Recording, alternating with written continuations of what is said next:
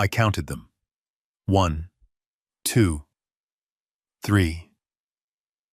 By the time his hand connected with my cheek for the 30th time, my lip was split, and the metallic taste of blood filled my mouth. But my heart had turned to absolute ice. My son Bradley thought he was teaching a stubborn old man a lesson in front of his laughing wife. He thought his youth and his rage gave him power. He did not know that while he was busy playing the tough guy, I was mentally signing the eviction notice. I am Garrison Ford. I am 68 years old. I spent 40 years building skyscrapers in Chicago, fighting unions, winter storms, and city corruption. And this is the story of how I sold my son's house while he was sitting at his desk at work, unaware that his life was about to be demolished. If you have ever been betrayed by the very blood you sacrificed everything for, like this video, and subscribe, let me know in the comments where you are watching from. It was a Tuesday night in February, and the wind off Lake Michigan was sharp enough to cut glass. I parked my 10-year-old sedan 2 blocks away from the Lake Shore Drive mansion because there was no room in the driveway. The driveway was filled with leased Porsches and Range Rovers belonging to people who had never worked a day of hard labor in their lives. I walked against the wind, clutching a small package wrapped in brown paper. It was my son Bradley's 32nd birthday. The house looked magnificent from the outside. It should. I bought it 5 years ago. I paid cash for it after a particularly good year in commercial real estate. I let Bradley and his wife Vanessa live there. I told them it was their home. I never told them that the deed was held by a limited liability company called Bulldog Holdings, solely owned by me. To them, it was a gift. To me, it was a test they were failing miserably. I rang the doorbell. The bass from the music inside was vibrating the heavy oak door. Vanessa opened it. She was 28, beautiful in a plastic-manufactured way, and holding a glass of champagne that cost more than my first car. "Oh, it is you," she said. She did not move aside to let me in immediately. Her eyes scanned my coat. It was a good coat, wool, durable, but it was old. It did not fit the aesthetic of her party. "Happy birthday to Bradley," I said, stepping past her before she could block me. The warmth of the house hit me, carrying the scent of expensive perfume and something sweet and chemical. "He is in the living room, Garrison," she said, not calling me Dad. "Try not to embarrass him tonight. He has important clients here." I walked into the living room. It was crowded. I saw Bradley holding court near the fireplace. He looked good on the surface. Expensive suit, perfect haircut, a glass of scotch in his hand. But I know construction. I know how to spot a hairline fracture in a foundation before the building collapses. Bradley was sweating. His eyes were darting around the room, nervous, erratic. He was laughing too loud. I approached him. "Happy birthday, son." The room went quiet. His friends, a collection of sales directors and influencers, looked at me. I was the anomaly. The old man with calloused hands in a room of manicured fingernails. "Dad," Bradley said. His voice was tight. "You made it." I handed him the package. It was his grandfather's watch, a 1945 mechanical piece that had been in our family for 3 generations. It was not flashy. It did not have diamonds. It was about heritage.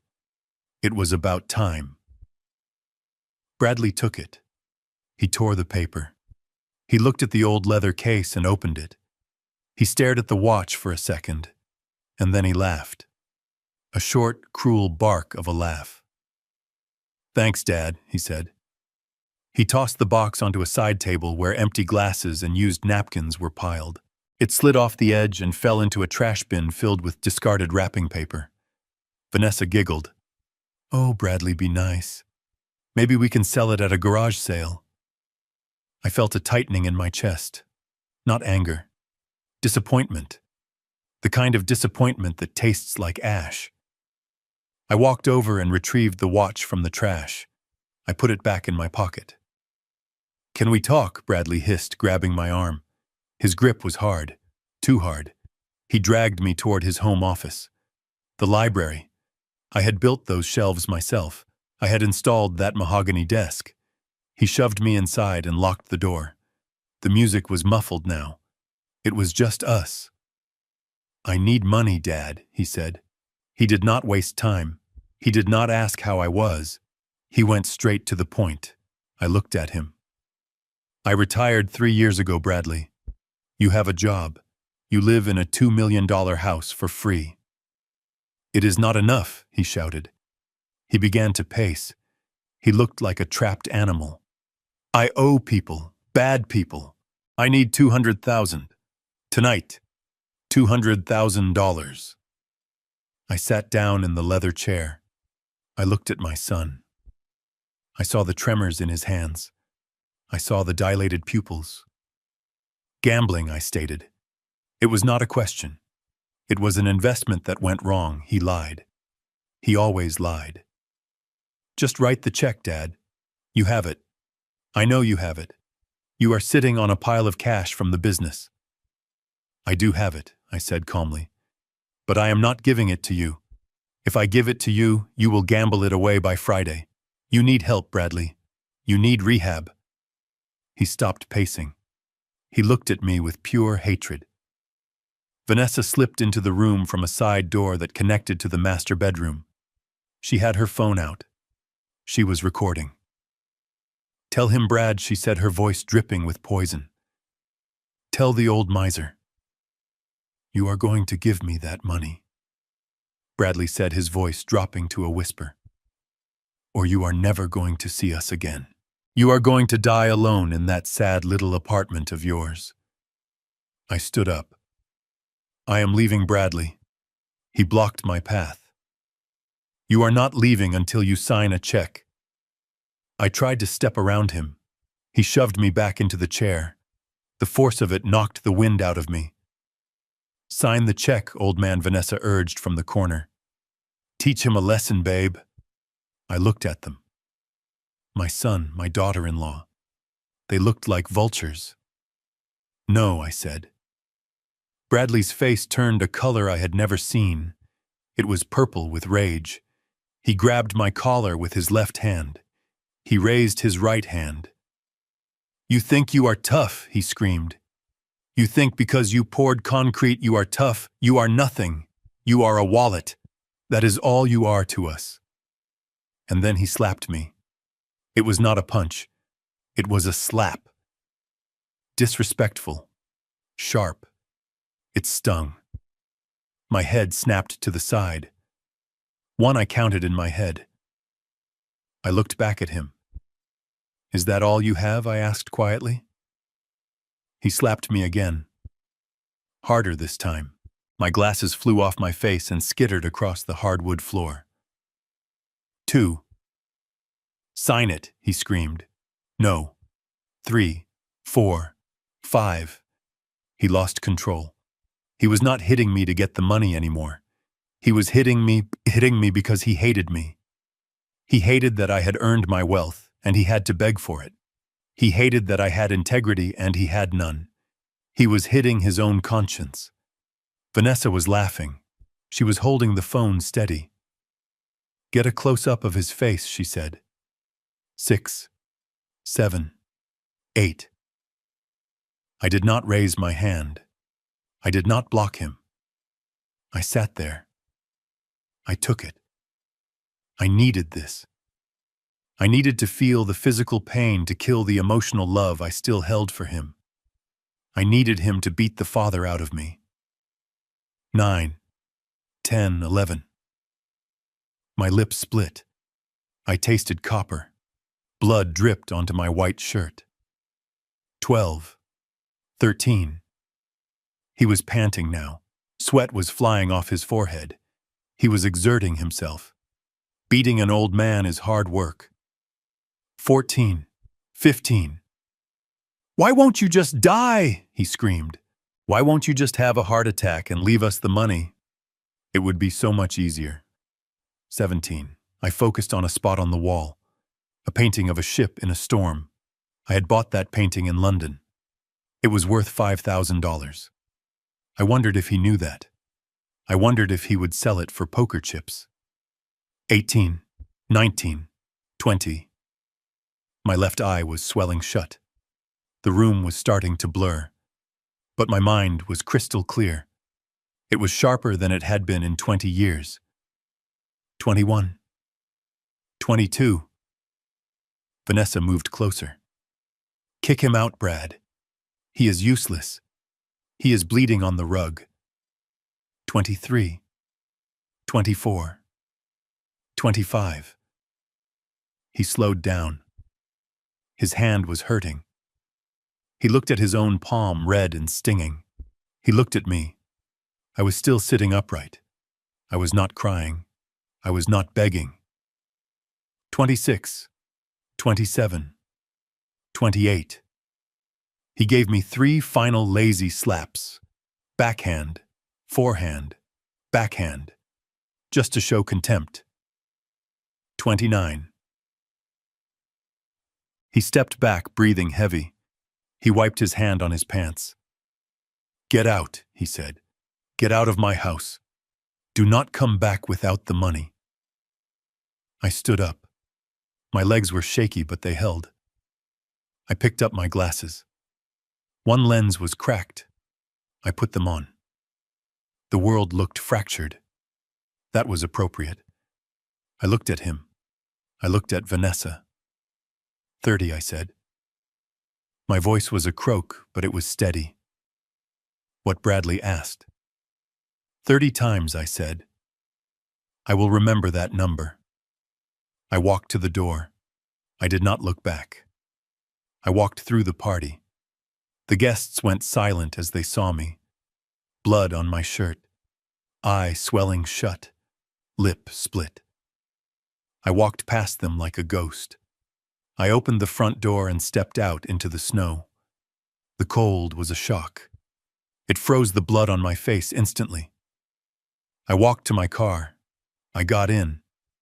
I did not turn the ignition on immediately.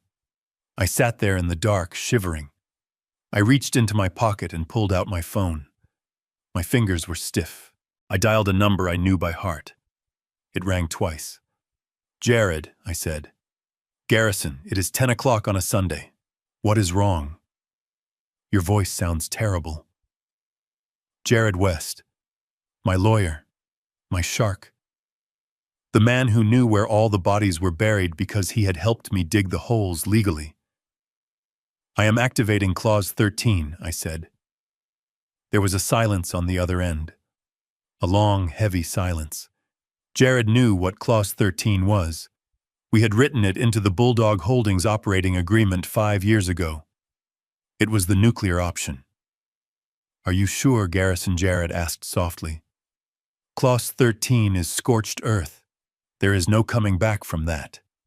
It involves immediate liquidation. I touched my lip. I looked at the blood on my fingertip. I was just slapped 30 times by my son Jared. He told me to die.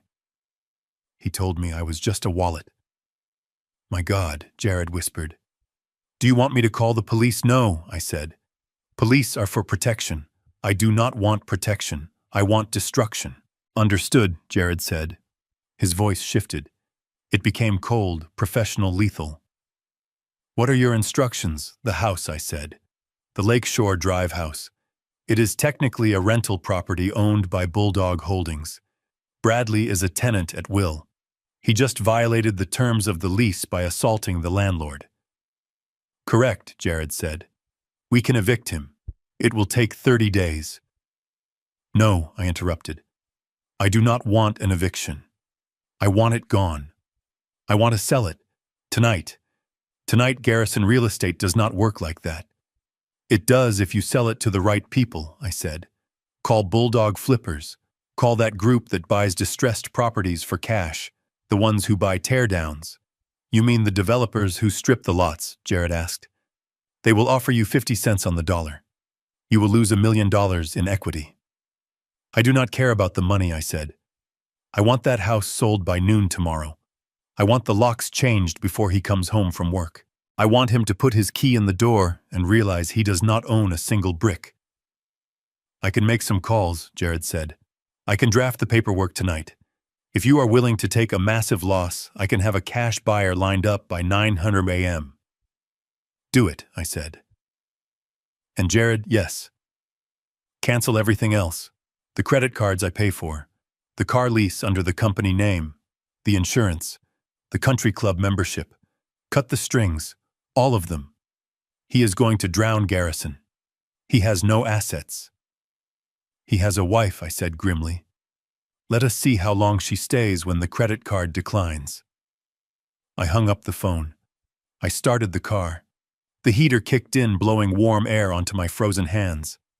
I looked at the mansion one last time. I saw the lights. I heard the faint thump of the bass. They were still partying.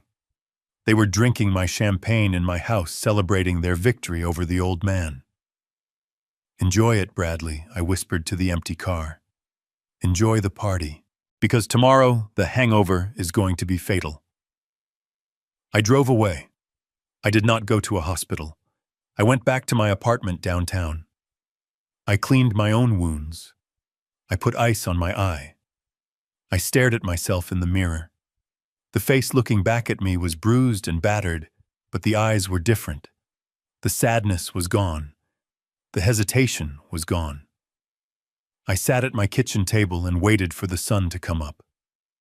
I did not sleep. I watched the clock. 1945. My father's watch was still in my pocket. I took it out and set it on the table. It was ticking, steady, relentless. At 7:00 a.m. my phone rang. It was Jared. It is done, he said. I found a buyer. A commercial group called Titan Demolition. They want the land. They do not care about the house. They are wiring the funds at 10:00 a.m. They want possession at 12:00 p.m. Perfect, I said. Garrison, Jared warned. This is going to get ugly. When they take possession, they are going to clear the house. They are not going to pack his things in bubble wrap. They are going to use a dumpster. That is exactly what I am counting on, I said. I hung up. I stood up and put on a fresh suit. I tied my tie. My fingers were sore, but I managed. I grabbed my cane. I did not need it to walk, but I liked the weight of it. It was made of hickory, solid, heavy. It was Monday morning. Bradley would be at his office, hungover, trying to hide his gambling debts. Vanessa would be sleeping in until noon, dreaming of spending money she did not have. I checked my watch. 8:00 a.m. The countdown had begun. They had 4 hours left in their paradise, and I was going to enjoy every single second of their eviction. I walked out the door into the Chicago morning. The wind was still howling, but I did not feel the cold anymore. I was on a mission, and God help anyone who stood in my way. I arrived at Jared's office at 8:30 a.m. It was a glass tower in the Loop. Jared was waiting for me in the conference room.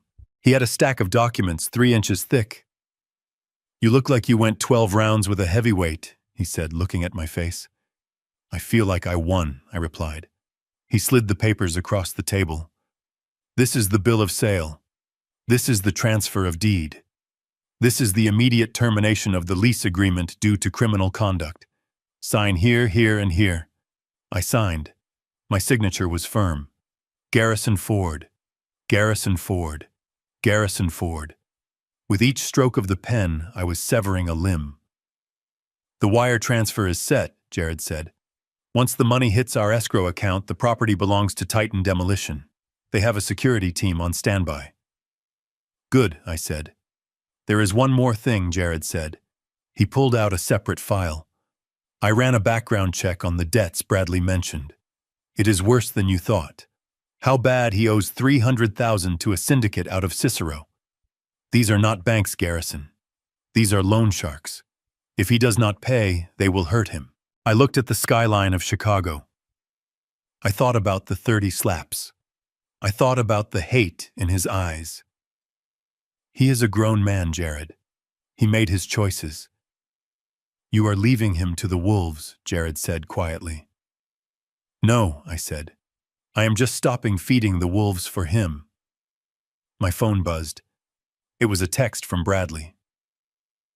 Dad. Sorry about last night. I was drunk. Stress is killing me. We need to talk about that check. I really need it today. Love you. Love you. The audacity.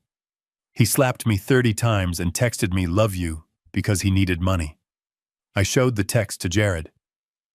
Do not reply, Jared advised. I am not going to. I said. I am going to let him think I am broken. I am going to let him think I am scrambling to get his money. Let him sit at his desk and sweat. At 9:55 a.m., the wire transfer came through. The house was sold. It was no longer mine. It was no longer his. It belonged to a corporation that viewed it as a tear-down lot. At 10:00 a.m., I got into my car with Jared. We followed the Titan demolition team. They were driving 3 large black SUVs and a massive dump truck. They looked like a military convoy. We drove north to Lakeshore Drive. The snow was falling harder now. It covered the streets in a white blanket, hiding the dirt, hiding the cracks. But it could not hide what was about to happen. We pulled up to the mansion at 10:45 a.m. The house was quiet. The curtains were drawn. Vanessa was inside sleeping. The lead security officer from Titan Demolition, a man named Brutus who looked like he ate bricks for breakfast, walked up to my car. Mr. Ford, he asked. That is me. We have the deed. We have the writ of possession. Do you want to be the one to knock, or should we?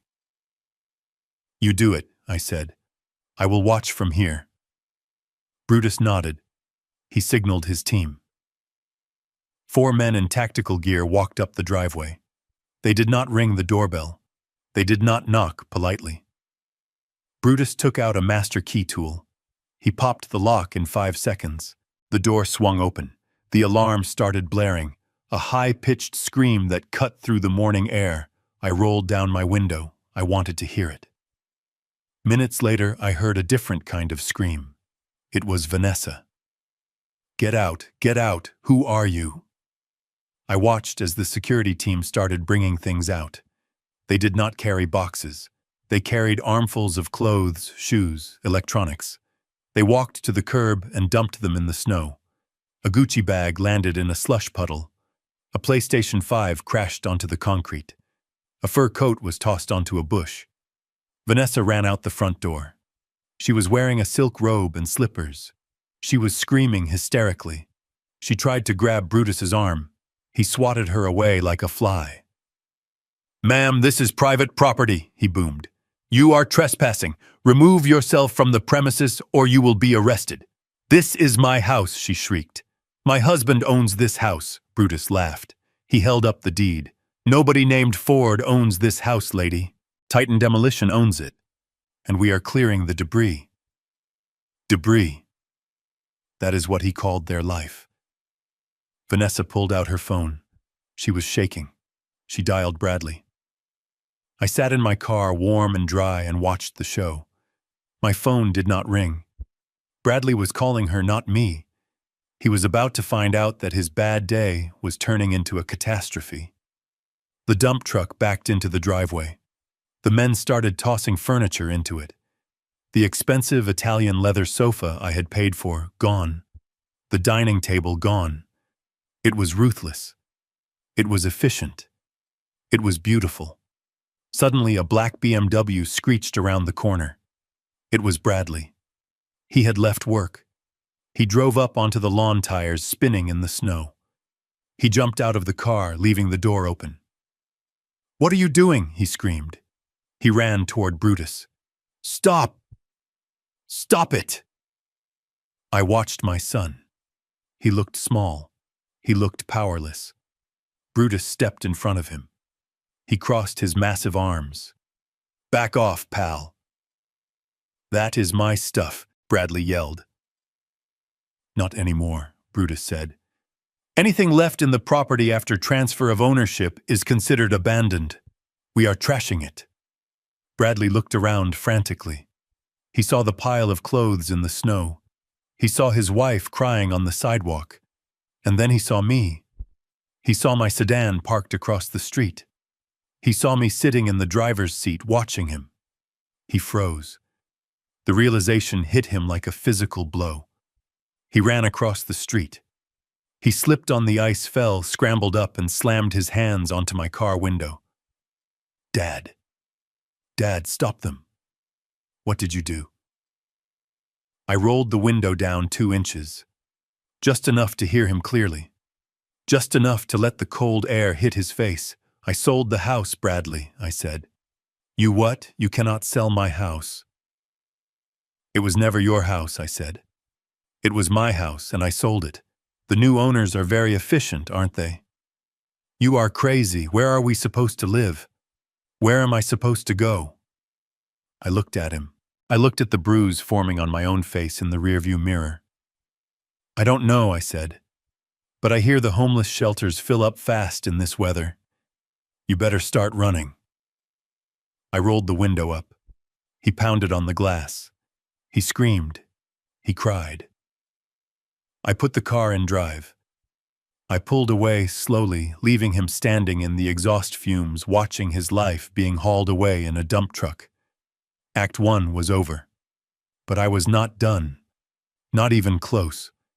Because while he was losing his roof, I was about to make sure he lost his job, his reputation, and his freedom. The 30 slaps were just the down payment.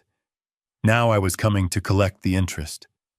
The morning sun over Chicago offered no warmth, just a blinding white glare that bounced off the snow and pierced through my cracked glasses lens. I sat in the leather chair across from Jared West, my lawyer, and the only man in this city I trusted with the location of the bodies. My face was a map of purple and blue bruises, the physical receipt of the 30 slaps my son had gifted me the night before. My left eye was swollen half shut, making Jared look like a blurry figure in a gray suit, but I did not need perfect vision to see the concern etched into his features. He was holding the property deed for the Lakeshore Drive mansion, the one Bradley had called home for 5 years, the one he had boasted about to his friends, the one he believed was his birthright. Jared looked at me, and then at the document, and then back at me. "Garrison, you need to understand that even with an eviction notice, the law favors the tenant. In Illinois, it could take 6 months to get him out, especially during winter. You cannot just sell a house that has people living in it." I leaned forward, and the movement sent a sharp jolt of pain through my ribs, reminding me why I was here. "Jared, look at page 14, paragraph 3, subsection C of the occupancy agreement." Jared frowned and flipped the pages. He adjusted his reading glasses. He was silent for a long minute as he read the fine print. I saw his eyebrows shoot up. He looked at me with a mixture of shock and professional admiration. "This is not a standard lease," Jared whispered. "This is a conditional occupancy license based on good conduct." "Exactly," I said, my voice raspy. 5 years ago, when I handed Bradley the keys, he was so excited to pop the champagne and post photos on Instagram that he did not read what he was signing. He thought it was just boring paperwork for the insurance. He never noticed that the house is owned by Bulldog Holdings LLC, a company where I am the sole managing member. And he definitely did not notice the clause that states the license to occupy is immediately revoked without notice if the occupant commits any act of physical violence against the managing member. Jared let out a low whistle. "You trapped him before he even moved in." "I did not trap him, Jared," I assured myself. "I built skyscrapers for 40 years. You never pour a foundation without accounting for the possibility of an earthquake." Bradley was always a tremor waiting to happen. Last night, he finally caused the earthquake. "So legally, he is trespassing right now," Jared said, tapping the paper. "Legally, he is a stranger in my house," I confirmed. "And I do not want to evict him. Eviction implies he has rights. I want to liquidate the asset. I want that house gone today. Jared sighed and leaned back. Okay, Garrison. You have the legal right, but finding a buyer in 8 hours who can pay cash and is willing to deal with a hostile occupant is impossible. You need a unicorn. No, I corrected him. I do not need a unicorn. I need a bulldog. Call Mike Vance. Jared froze. Mike Vance runs Bulldog Flippers. They do not buy luxury mansions, Garrison. They buy crack houses and foreclosures.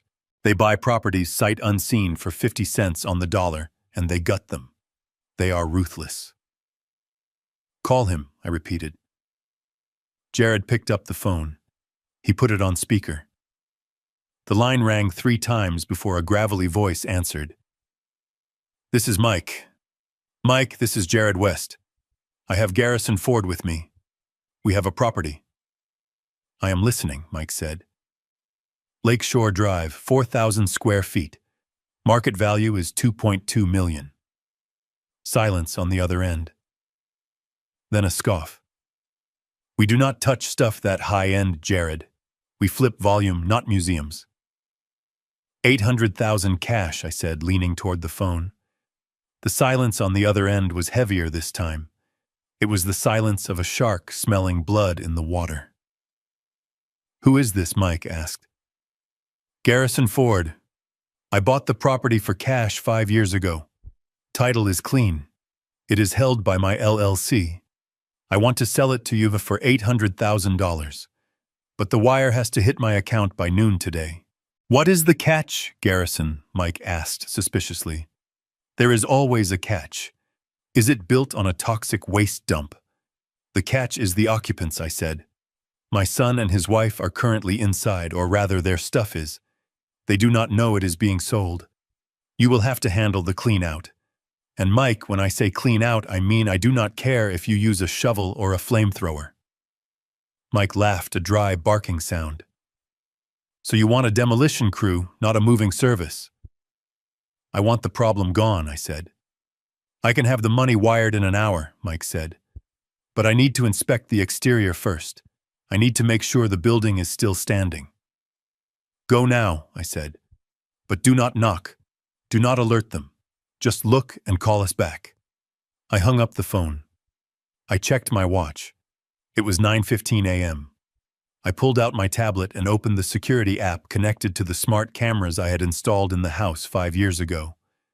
Another detail Bradley had forgotten or was too lazy to change. I had admin access to everything. I cycled through the cameras. The kitchen was a mess, empty champagne bottles and cake crumbs everywhere. The living room looked like a frat house after a bender. But the house was quiet. I checked the garage camera. Bradley's car was gone. He had gone to work. Of course he had. He was a sales director, and he had quotas to meet, especially if he needed money to pay off the gambling debts he had screamed about last night. He was sitting in his glass office right now nursing a hangover and probably texting me apologies, thinking he could manipulate me like he always did.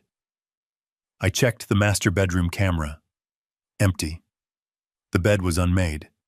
I checked the driveway camera history. Vanessa's white Range Rover had left at 8:45 a.m. I opened the Find My Friends app. She had forgotten that she added me to her location sharing 3 years ago when we went on a family trip, and she wanted me to pick her up from the airport. She never removed me. Her dot was pulsing on the map at the Sanctuary Spa downtown. It was Monday morning. Her husband was drowning in debt. Her father-in-law had been beaten bloody in her home, and she was getting a hot stone massage. The audacity was breathtaking. It was almost impressive how disconnected from reality they were. They truly believed that consequences were things that happened to other people. They thought the Ford family name was a magic shield that would protect them from the rain. They did not realize that I was the one holding the umbrella, and I had just closed it. I looked at Jared. They are both out. The house is empty. Jared nodded slowly. He was drafting the bill of sale on his laptop. His fingers flew across the keys. He was a professional, but I could see he was unsettled. He had handled divorces and corporate hostile takeovers, But he had never seen a father clinically dismantle his son's life like this. "Garrison, are you sure you do not want to keep the equity?" Jared asked without looking up. "You are throwing away over $1 million in profit. We could list it and sell it properly." "It is not profit, Jared," I said, staring at the screen where my empty house sat silent and waiting. "It is the cost of war. If I list it, it takes months. If I list it, they have time to beg, to squat, to fight. I do not want the money. I have plenty of money. I want the shock. I want them to come home tonight expecting to sleep in their silk sheets and find out they do not even have a door to unlock. That realization is worth $1 million to me." The phone rang. It was Mike. "I am outside," he said. "Nice place, brickwork is solid. Roof looks new. You are crazy for selling this at 800, but I am not going to stop you. I have the wire ready." "Send it," I said. "One condition," Mike said. "I bring my own security. If your kid shows up and tries to start something, my guys handle it. I do not want any lawsuits from him claiming we broke his nose. If he shows up, I said you tell him to call me. And Mike, whatever is inside the house, furniture, electronics, clothes, considers it a bonus. Keep it, sell it, burn it. I do not want to see a single item ever again." "Done," Mike said. I hung up. Jared printed the documents. The sound of the printer was rhythmic, soothing. It sounded like a countdown. I signed the papers. My hand did not shake. My face throbbed with every heartbeat, a dull ache that synchronized with the scratching of the pen on paper. At 10:43 a.m., Jared's computer pinged. "Funds received," he said softly. "The wire cleared." "It is done," I said. Jared looked at me. "Technically, Bulldog Flippers owns the property now. They can legally change the locks immediately." "Tell them to proceed," I said. "Tell them to board it up if they have to. I want it to look like a fortress by sunset." I stood up and walked to the window of Jared's office, looking down at the busy Chicago streets. Somewhere down there, Bradley was sitting in a meeting pretending to be a success. Somewhere down there, Vanessa was relaxing, in a robe pretending she was royalty. They had 8 hours. 8 hours until they returned to their castle and found the drawbridge raised and the archers waiting. I touched the bandage on my cheek. 30 slaps, I whispered to the glass. I pulled out my phone. I had one more call to make. Not to Bradley, not to Vanessa, but to the private investigator I had kept on retainer for my business dealings. "Find out who holds Bradley's gambling debt," I told the investigator. "I want names. I want amounts. And I want to know exactly what happens to people who do not pay them. I was not going to pay his debts. But I wanted to know exactly how deep the water was before I watched him drown." The house was just the beginning. By the time the sun went down today, Bradley would be homeless. By the end of the week, I intended for him to be jobless. I sat back down and closed my eyes, waiting for the clock to tick. The silence in the room was heavy, but for the first time in 24 hours, the pain in my face felt bearable. It was the anesthesia of action. I was no longer a victim. I was the architect of their ruin. The convoy of black SUVs and the massive dump truck rolled onto the pristine pavement of Lakeshore Drive like a funeral procession for a life that was not quite dead yet. I sat in the passenger seat of Jared's car, watching the steam rise from the exhaust pipes in the frigid Chicago air. It was 10:46 a.m. The neighborhood was quiet, the kind of hushed silence that only money can buy, where the loudest sound is usually a landscaping crew or a delivery van. Today, the loudest sound would be the destruction of my son's delusions. Mike Vance, the owner of Bulldog Flippers, stepped out of the lead truck. He looked exactly like the kind of man you hire when you want a problem to disappear, not when you want it solved. He wore a heavy canvas jacket and steel-toed boots that crunched loudly on the salted driveway. He signaled to his crew. 8 men piled out. They were not wearing uniforms with polite name tags. They were wearing hoodies, tactical vests, and expressions of absolute indifference. They carried heavy-duty trash bags, snow shovels, and crowbars. I got out of the car. My cane sank slightly into the snow. The pain in my face was a dull, throbbing rhythm, a constant reminder of why we were here. Jared stayed in the car on a conference call preparing the legal firewall for the inevitable backlash, but I needed to be inside. I needed to see it. Mike walked up to the front door. He did not bother looking for a hide-a-key. He did not check if it was unlocked. He jammed a heavy demolition tool into the jamb, and with one violent, efficient jerk, the wood splintered and the door swung open. The house alarm screamed instantly. It was a piercing shriek designed to panic intruders, but Mike's crew did not even flinch.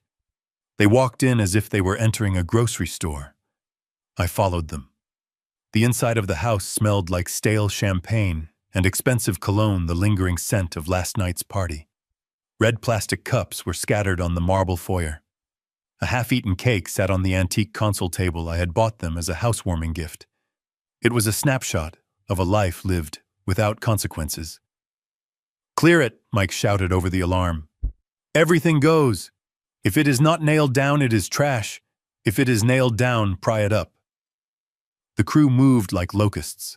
They split up, heading for the living room, the kitchen, and the stairs. I stood in the foyer watching the dismantling of 5 years of my generosity. One of the men walked past me carrying the 60-inch television from the living room. He did not unplug the cords carefully. He ripped them out of the wall, leaving jagged holes in the drywall. He walked to the front door and tossed the TV into the snowbank outside like it was a frisbee. Another man was sweeping the contents of the kitchen counters into a black trash bag.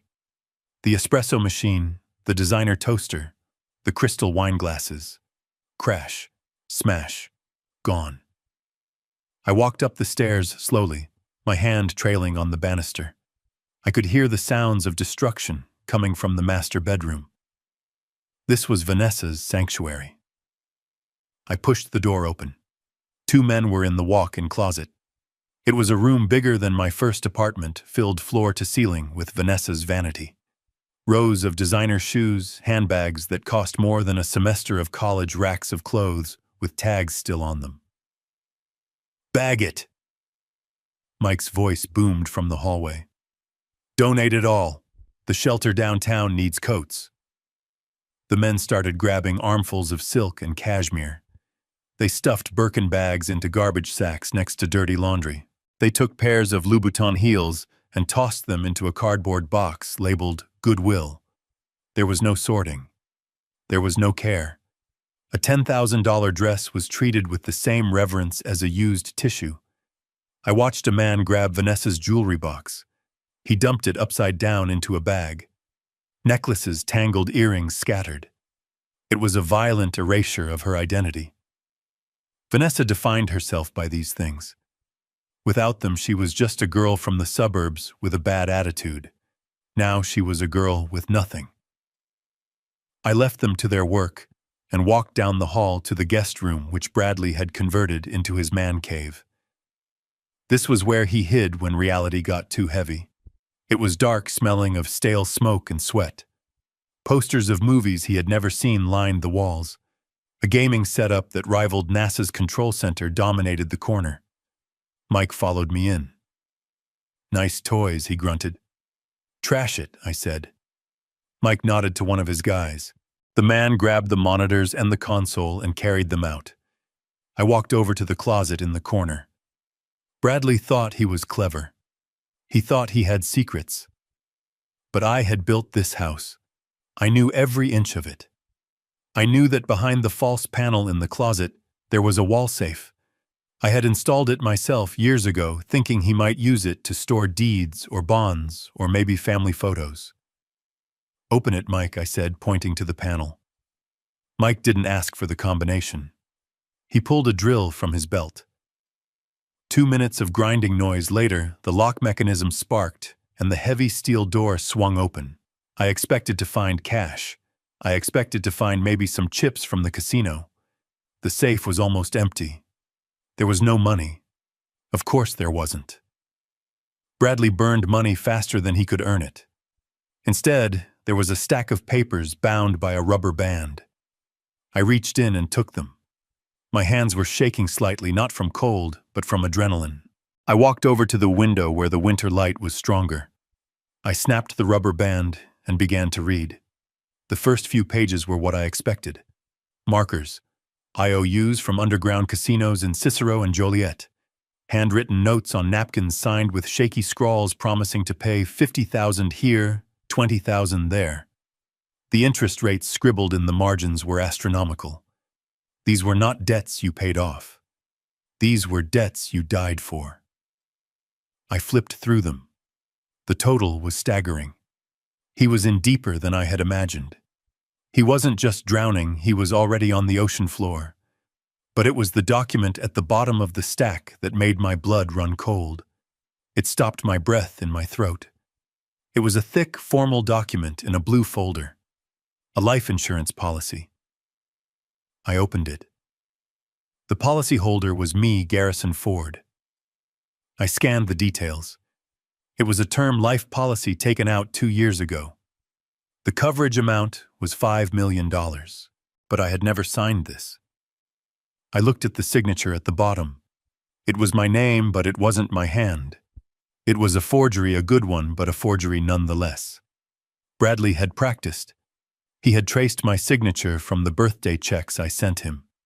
And there in the section marked Primary Beneficiary was his name, Bradley Ford. I stared at the paper. The world around me, the sound of the crew smashing furniture, the alarm blaring, the wind howling outside, it all faded into a buzzing silence. He was betting on my death. He wasn't just waiting for me to die. He was banking on it. He had taken out a policy on his own father, likely paying the premiums with the money I gave him for his mortgage. He was keeping me alive financially so he could cash out when I died physically. The 30 slaps suddenly took on a new meaning. They weren't just a tantrum. They were frustration. "Why won't you just die?" he had screamed last night. It wasn't a figure of speech. It was a business complaint. I was taking too long to expire. My continued existence was inconvenient for his cash flow. I felt a wave of nausea. I had to lean against the wall. Mike stepped closer. "You okay, Mr. Ford?" I handed him the folder. "Look at this," Mike read it. He let out a low whistle. "That is cold. That is ice cold.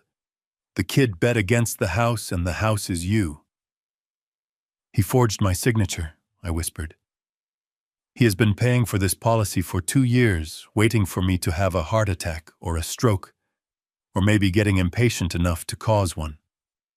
I thought about the stress he put me on constantly. The late-night calls for money.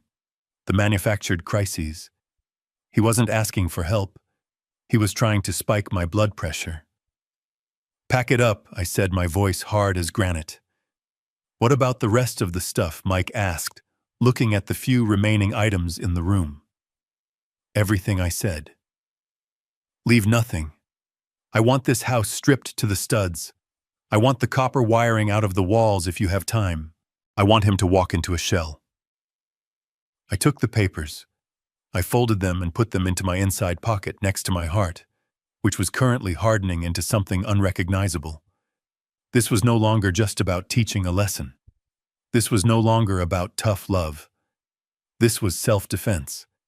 My son was a predator. A clumsy, desperate predator, but a predator nonetheless, and I had been the prey. I walked out of the room. I walked down the stairs. The house was already transforming. The living room was empty. The rugs were gone, rolled up and thrown into the truck. The curtains were torn down, pooling on the floor like dead skins. In the kitchen, the crew was emptying the refrigerator. They were tossing bottles of expensive wine and jars of gourmet sauce into a trash can. The sound of breaking glass was constant, rhythmic. I walked out the front door. The cold air hit my face again, but this time it felt cleansing. The dump truck was almost full. A mountain of designer clothes, electronics, and furniture sat piled high, ready for the landfill. It was a monument to waste, a monument to their vanity. Jared rolled down his window as I approached the car. "Is it done?" I held up the insurance policy. Jared took it. He read it quickly. His face went pale. Felony fraud, he said. Insurance fraud. Identity theft. Garrison. This changes everything. This isn't a civil dispute anymore. This is criminal. Keep it safe, I said. We will use it later. Right now, I just want to watch the end of the show. I got into the car. We sat there in silence watching the Bulldog crew finish the job. They moved with brutal efficiency. Within an hour, the house was empty. It echoed. It was just a shell of drywall and timber. Mike Vance walked out last. He was holding a set of heavy padlocks and sheets of plywood. He walked over to the windows. His men drilled the plywood into the frames. The sound of the drills was loud and final.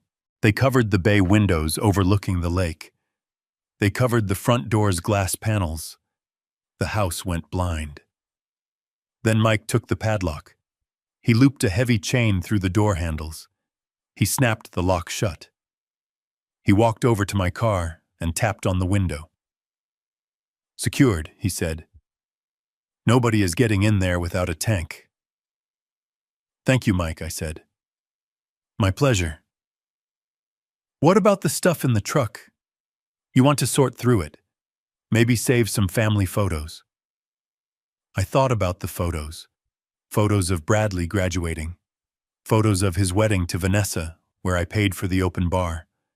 Photos of a family that I thought existed, but was really just a long con. Burn it, I said. Or dump it. I don't care. Just get it away from me. Mike nodded.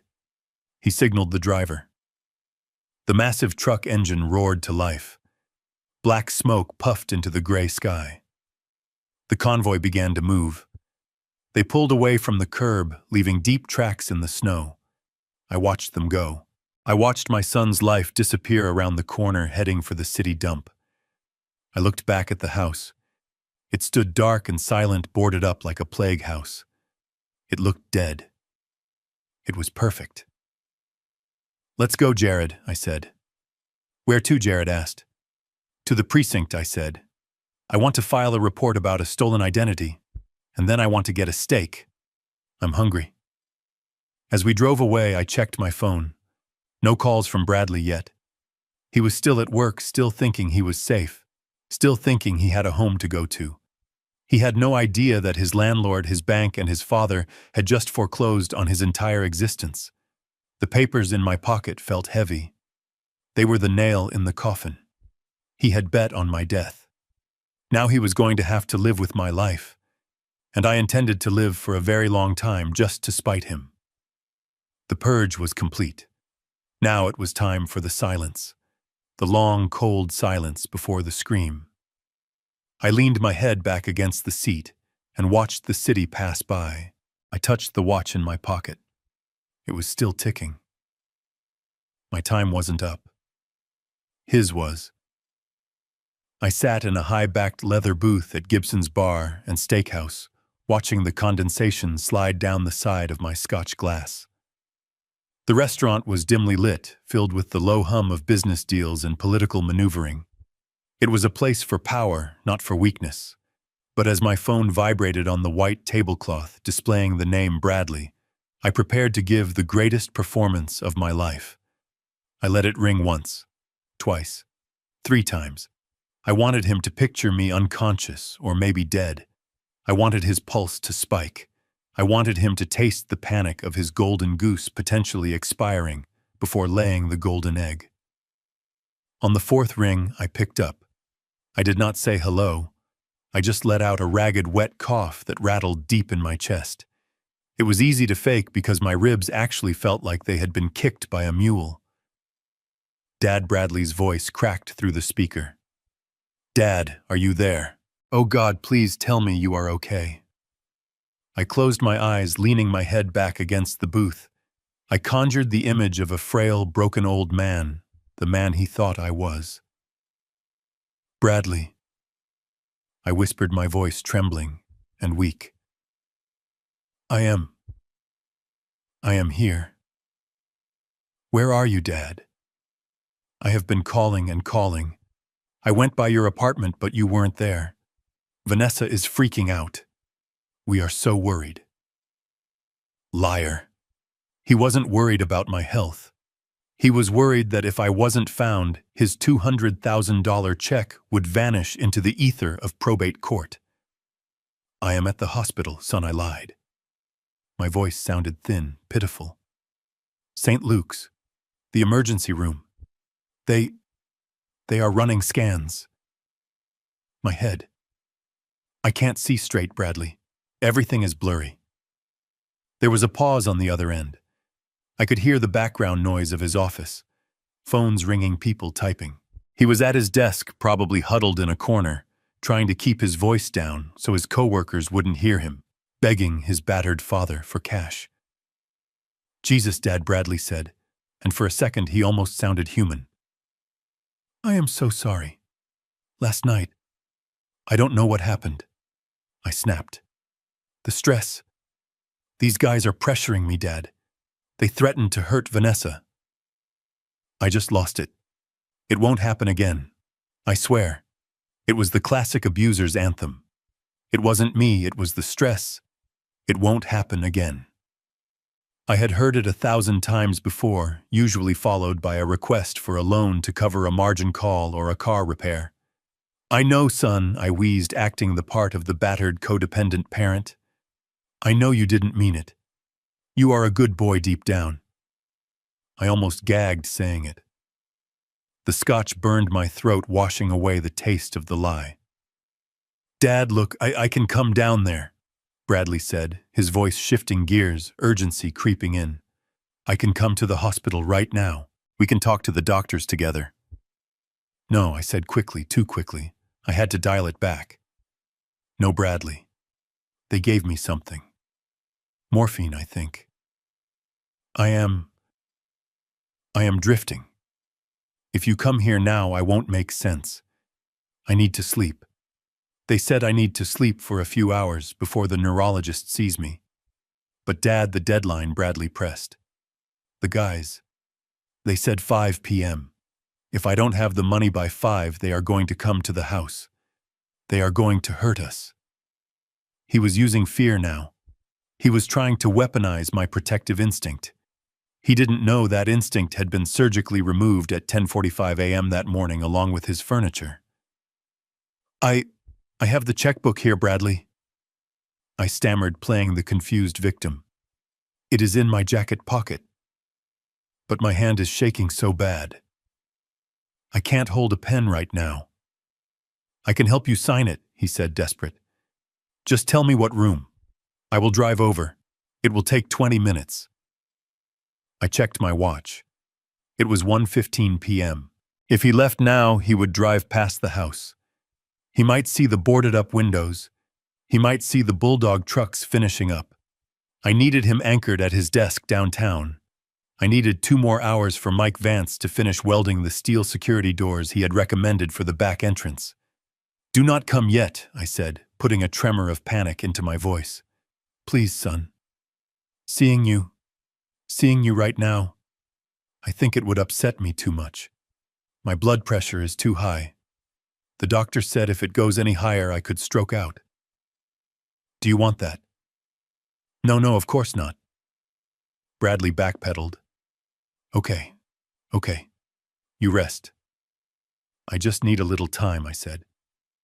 Stay at work. Stay there.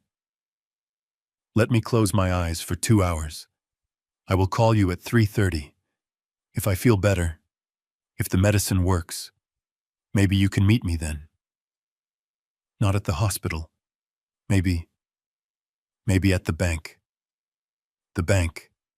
The magic word. I heard his breathing change. He saw the finish line. He thought he had me.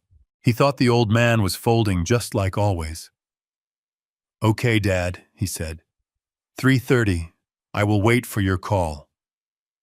I love you, Dad. Get some rest. I hung up. I placed the phone face down on the table. I love you, Dad. The words hung in the air, heavy with hypocrisy. He loved the checkbook. He loved the safety net. He loved the idea of me, but he despised the reality of me. I signaled the waiter.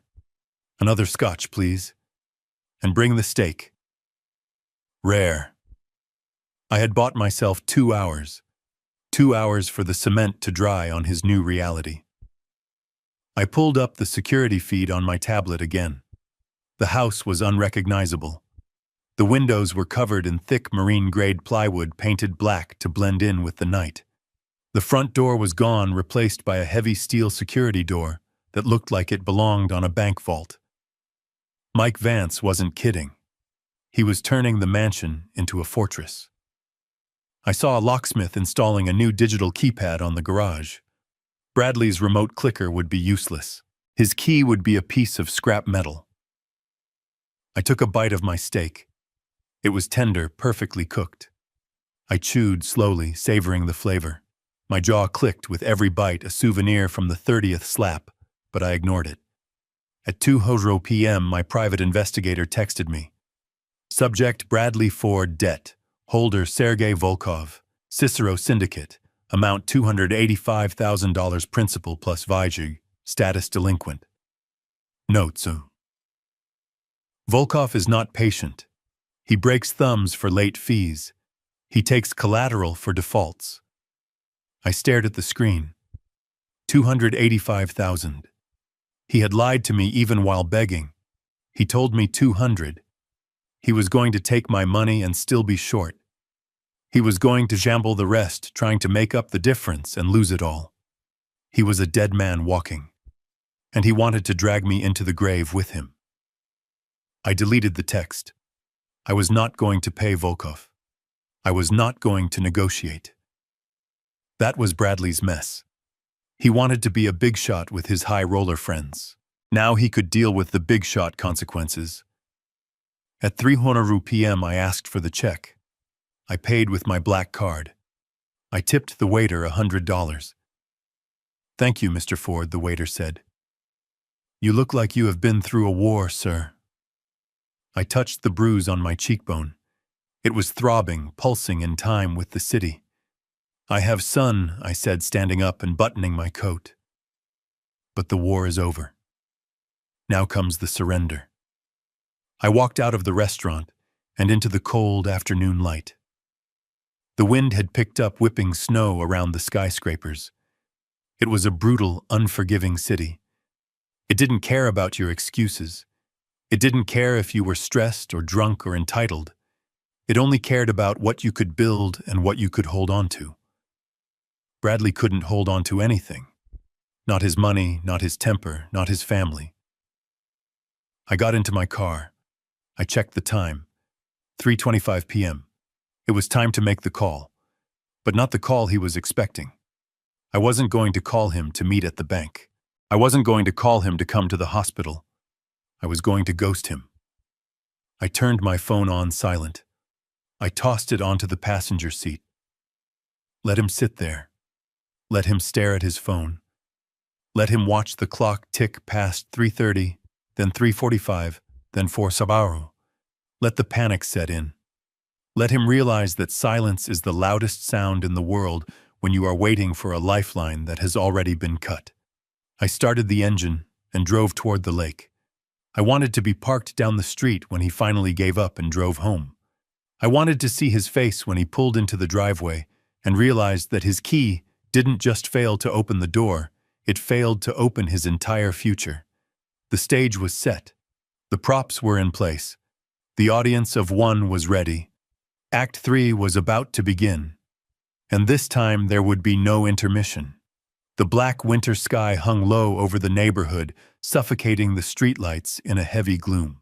I sat in my rental car, parked 3 houses down the engine, off the windows, cracked just enough to let the biting wind carry the sound to me.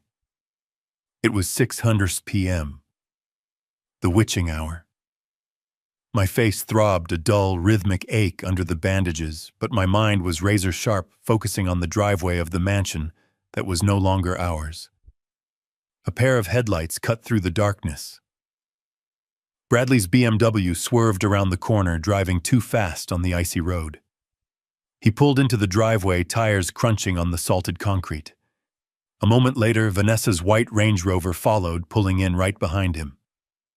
They had arrived together, likely meeting at the end of the street to present a united front for whatever confrontation they thought they were about to have with me. I watched them get out. Bradley slammed his door. He looked disheveled, his expensive coat unbuttoned despite the freezing wind. Vanessa was holding a shopping bag from the spa, her hair perfectly blown out, her face a mask of annoyance. They walked toward the house and then they stopped. The security floodlights I had paid for illuminated the scene with a harsh clinical glare. The house looked like a tomb. The beautiful bay windows were gone, covered by sheets of black-painted marine plywood bolted directly into the frames. The front door, with its custom-leaded glass, was hidden behind a slab of gray steel, a heavy-duty security door that looked like the entrance to a bunker. What the hell? Bradley's voice carried over the wind. Vanessa dropped her bag in the snow. Brad, what is that? Why is the house boarded up? Bradley didn't answer. He ran up the steps. He fumbled in his pocket and pulled out his keys.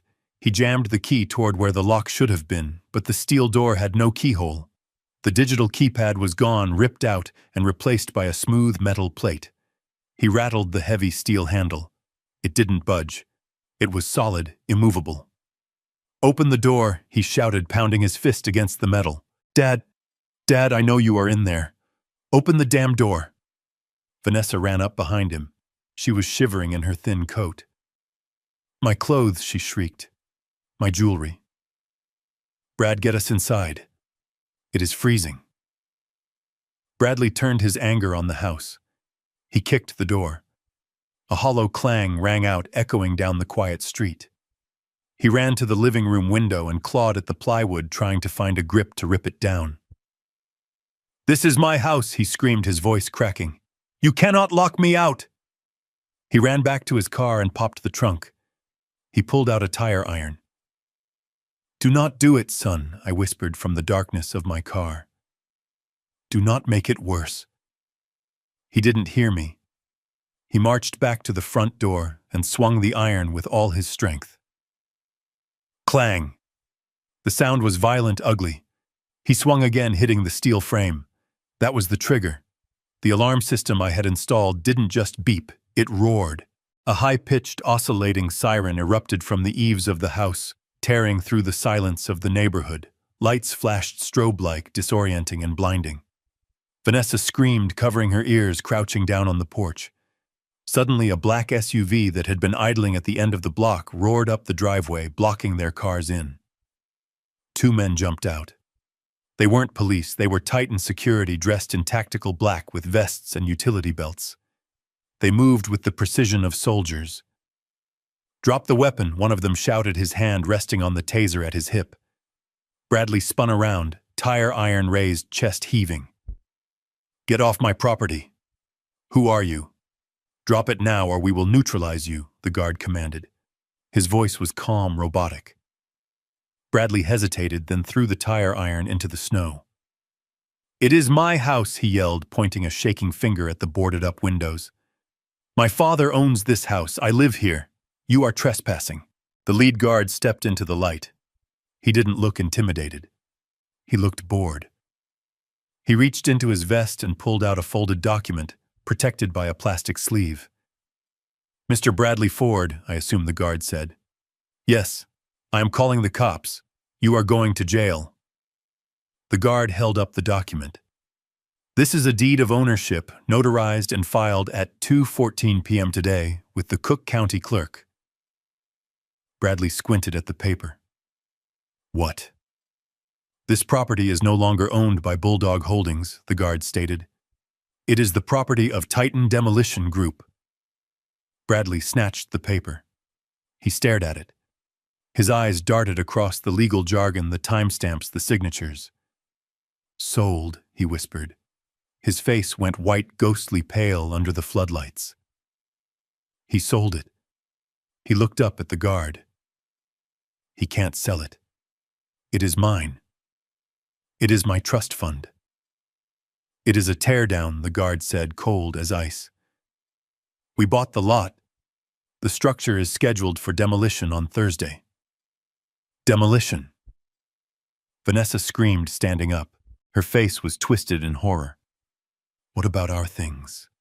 My fur coats, my wedding dress, our furniture. The guard shrugged. The property was sold as is vacant possession. Anything left inside at the time of transfer was deemed abandoned refuse. It has been cleared. Cleared, Bradley choked out. Dumped, the guard clarified. The house is empty shell. There is nothing in there but dust. Bradley fell back against the steel door, sliding down until he hit the cold concrete porch. He looked like a puppet whose strings had been cut. He did it, he muttered. He actually did it.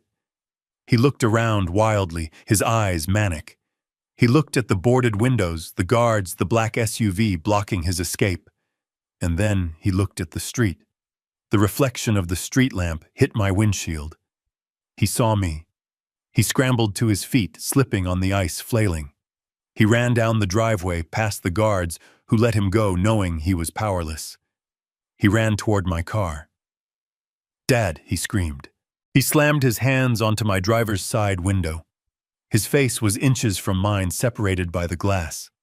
I could see the veins in his neck bulging. I could see the terror.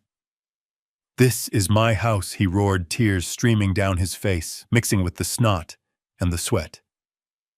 "You cannot do this. It is my house." I lowered the window 2 inches. The cold air rushed in, carrying the smell of his fear. I looked at him. I touched the bandage on my cheek. "It was never your house, Bradley," I said softly. "It was my house. And I decided I didn't want tenants who beat their landlords." "Fix this," he begged, his voice dropping to a sob. "Dad, please.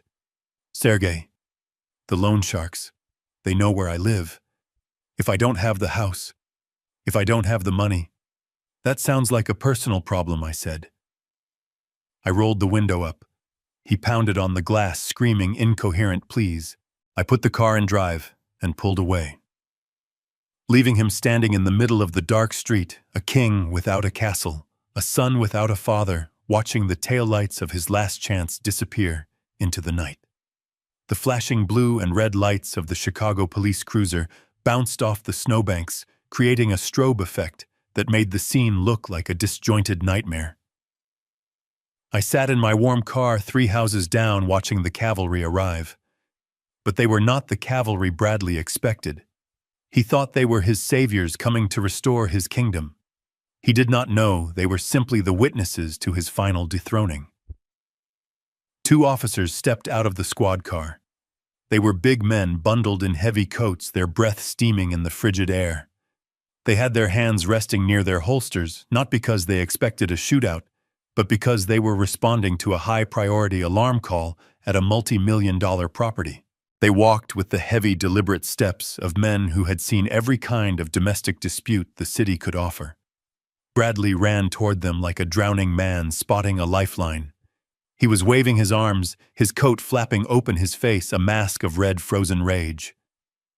"Officer, thank God you are here!" Bradley screamed, pointing a shaking finger at the Titan security guards, standing like statues on the porch. "Arrest them."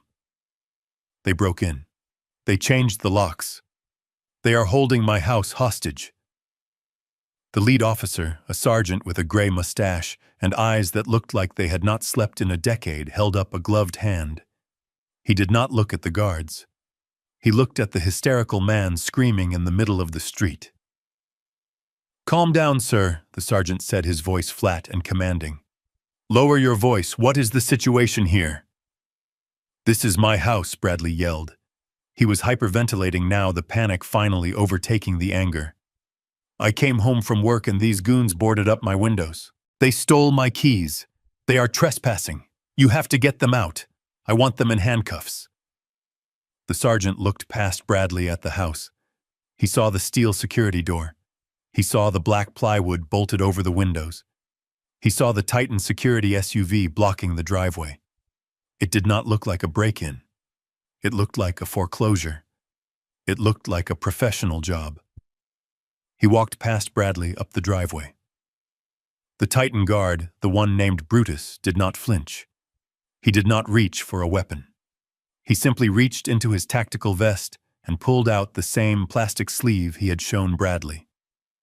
Officer Brutus said calmly, "We are Titan Security. We are contracted by the property owners to secure the site. We have a valid deed and a writ of possession." The sergeant took the papers. He pulled a flashlight from his belt and shone it on the documents. He read them slowly. He checked the dates. He checked the notary stamps. He checked the signatures. Bradley was hovering behind him, hopping from foot to foot in the snow. "Tell them," Officer Bradley spat. "Tell them to get off my property." The sergeant lowered the flashlight. He handed the papers back to Brutus. He turned around slowly to face my son. "Sir, do you have any identification?" the sergeant asked. Bradley blinked. "What?" "Of course I do." He fumbled for his wallet with numb fingers. He pulled out his driver's license. "Here, look at the address. It says right there. 1400 Lakeshore Drive. That is me. I live here." The sergeant took the license. He walked back to his cruiser. He spent 5 minutes on the radio. I could not hear what was being said, but I knew the script. He was running the name against the Cook County Property Records database. He was checking the current title status. 5 minutes is a long time when you are standing in the freezing wind, waiting for the world to right itself. Vanessa was huddled next to Bradley, shivering violently, her teeth chattering. She looked small. She looked broken. The sergeant stepped out of the cruiser. He walked back to Bradley. His demeanor had changed. He was no longer investigating a break-in. He was managing a disturbance. "Mr. Ford," the sergeant said, handing back the license, "according to the county records updated this afternoon, you are not the owner of this property." "What?" Bradley gasped. "That is a mistake. My father owns it. Garrison Ford, and I am his son. I have lived here for 5 years." The sergeant shook his head. "The previous owner was a corporate entity called Bulldog Holdings. The current owner as of 2:14 p.m. today is Titan Demolition Group. Your name is not on the deed. Your father's name is not on the deed." Bradley looked like he had been slapped. He staggered back. "No. No, that is impossible. You have to call my father. He wouldn't do this." "Sir," the sergeant continued, his voice losing its patience, "the paperwork is in order. You are technically trespassing. The new owners have secured the property. If you have a dispute with the sale, that is a civil matter for the courts. Right now, you need to leave the premises." "Leave," Bradley shrieked. "Where am I supposed to go? My stuff is in there." That was the trigger for Vanessa. She pushed past Bradley, grabbing the sergeant's arm. Her eyes were wide, manic. "My things," she screamed. "My closet. I have $50,000 worth of clothes in there. My jewelry, my bags. You have to let me in to get my things. They cannot just lock us out from our own lives." The sergeant looked at Brutus. The guard stepped forward. "Officer, the property was purchased as is vacant possession. The contract explicitly states that any personal property remaining on site at the time of transfer is considered abandoned." "Refuse." "Refuse," Vanessa whispered. The word hung in the air like a curse. "We cleared the structure immediately upon possession." Brutus continued, his voice devoid of any empathy. "The contents have been removed and disposed of in accordance with city sanitation codes." "Disposed of!" Vanessa shrieked. Her knees gave out. She collapsed into the snow, not fainting, but crumbling under the weight of the realization. "You threw it away! You threw my Hermes bags in the trash!" "It is in a landfill by now," Ma'am Brutus said. "No," Vanessa wailed. She clawed at the snow. "My shoes, my wedding dress, my life." The sergeant looked uncomfortable. He was used to domestic violence and drunk drivers, not the destruction of a luxury lifestyle. "Look, folks," the sergeant said, trying to de-escalate. "If they threw your stuff out, you can sue them for damages. But I cannot let you in. The house is sealed. It is a construction site now. You need to clear the area. You are blocking the road and disturbing the peace." Bradley grabbed the sergeant's lapel. "A fatal mistake." "You do not understand," he yelled, shaking the officer. "You have to arrest them. They stole my life." The sergeant reacted instantly. He slapped Bradley's hand away and shoved him back against the hood of the BMW. "Do not touch me," the sergeant barked, his hand resting on his taser. "Step back or you go in the back of the car." Bradley froze. The reality of the badge and the gun finally pierced through his entitlement. He raised his hands slowly. He was shaking. Tears were streaming down his face, freezing on his cheeks. He looked at the house. The boarded-up windows stared back like dead eyes. He looked at Vanessa sobbing in the slush, ruining the only outfit she had left. And then he looked at the street again. He pointed a trembling finger at my car. "He did this," Bradley screamed, his voice cracking. "My father. He is right there. He is watching." The sergeant shone his flashlight at my car. The beam hit my face, illuminating the bruises, the swollen eye, the split lip. I did not look away. I stared right back at the light. The sergeant squinted. He saw a battered old man sitting alone in the dark. He saw the physical evidence of the 30 slaps even from 20 feet away. He lowered the light. He looked back at Bradley, the young, healthy man screaming in the street. He made his judgment. "Sir, get in your car and leave," the sergeant said, his voice hard. "I am not going to ask again. If you harass that man or try to enter this property one more time, I will arrest you for disorderly conduct and trespassing. But he is my father," Bradley sobbed. "I do not care who he is," the sergeant said. "Go, now." Bradley stood there for a long moment. He looked at the house. He looked at me. He looked at the ruins of his arrogance. He grabbed Vanessa by the arm and hauled her up. She was limp, dead weight. He shoved her into the passenger seat of the BMW. He got into the driver's side. He started the engine. He revved it aggressively, a final pathetic display of power from a man who had none. He peeled out tires, spinning on the ice, fishtailing dangerously, before speeding down the street, disappearing into the gloom. The sergeant watched him go. He shook his head. He exchanged a few words with Brutus, then got back into his cruiser and drove off, leaving the street silent again. I sat there for a moment longer. The show was over. The stage was cleared. I thought about the Hermes bags in the dump truck. I thought about the gaming console. I thought about the entitlement that had lived in that house. It was all garbage now. My face hurt. My heart hurt. But my conscience was clear. I put the car in gear. I had one more stop to make. The night was young, and the destruction of Bradley Ford was only just beginning. He had lost his shelter. Now he needed to lose his hope. And I knew exactly where to find the man who held the rest of his debt. I drove away, leaving the steel-clad fortress behind. It was no longer a home. It was a monument to consequences, and tomorrow the wrecking ball would finish the job. I watched the city lights blur past the tinted window of the black Lincoln town car Jared had summoned. We were not going to a steakhouse anymore. The adrenaline had faded, replaced by the throbbing ache in my face and the bone-deep weariness of a man who had just performed an amputation on his own family tree. But the night was not done with me. As we pulled up to the curb in front of Jared's office building downtown, I saw a familiar figure pacing frantically under the street lamps. It was Bradley. Of course it was. He knew Jared was my lawyer. He knew this was the nerve center of my operations. He was shivering in his unbuttoned coat, his face red from the cold, and the screaming, looking like a man who had just watched his winning lottery ticket burn to ash. He saw the car. He stopped pacing. His eyes locked onto mine through the glass wide and manic.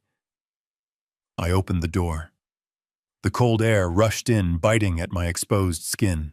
I planted my hickory cane on the icy sidewalk and hoisted myself up.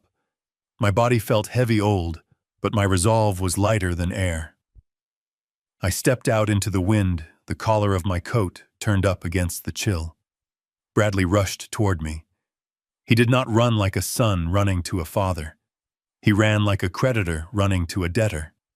He slipped on a patch of black ice, stumbled, righted himself, and came to a halt 3 feet away, his chest heaving. "Dad," he choked out, breath clouding in the freezing air. "What the hell are you doing? You sold my house. You threw my wife on the street. Are you insane?" I did not answer. I did not blink.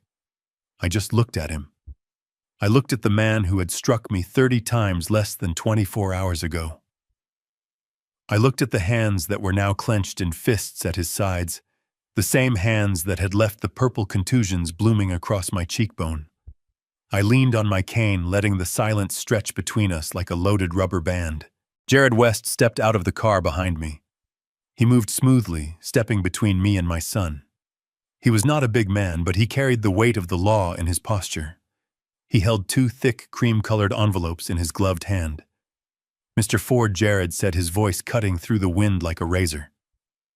"Step back." Bradley ignored him. He tried to look around. Jared tried to catch my eye. "Dad, talk to me. Stop hiding behind your lawyer. We need to fix this."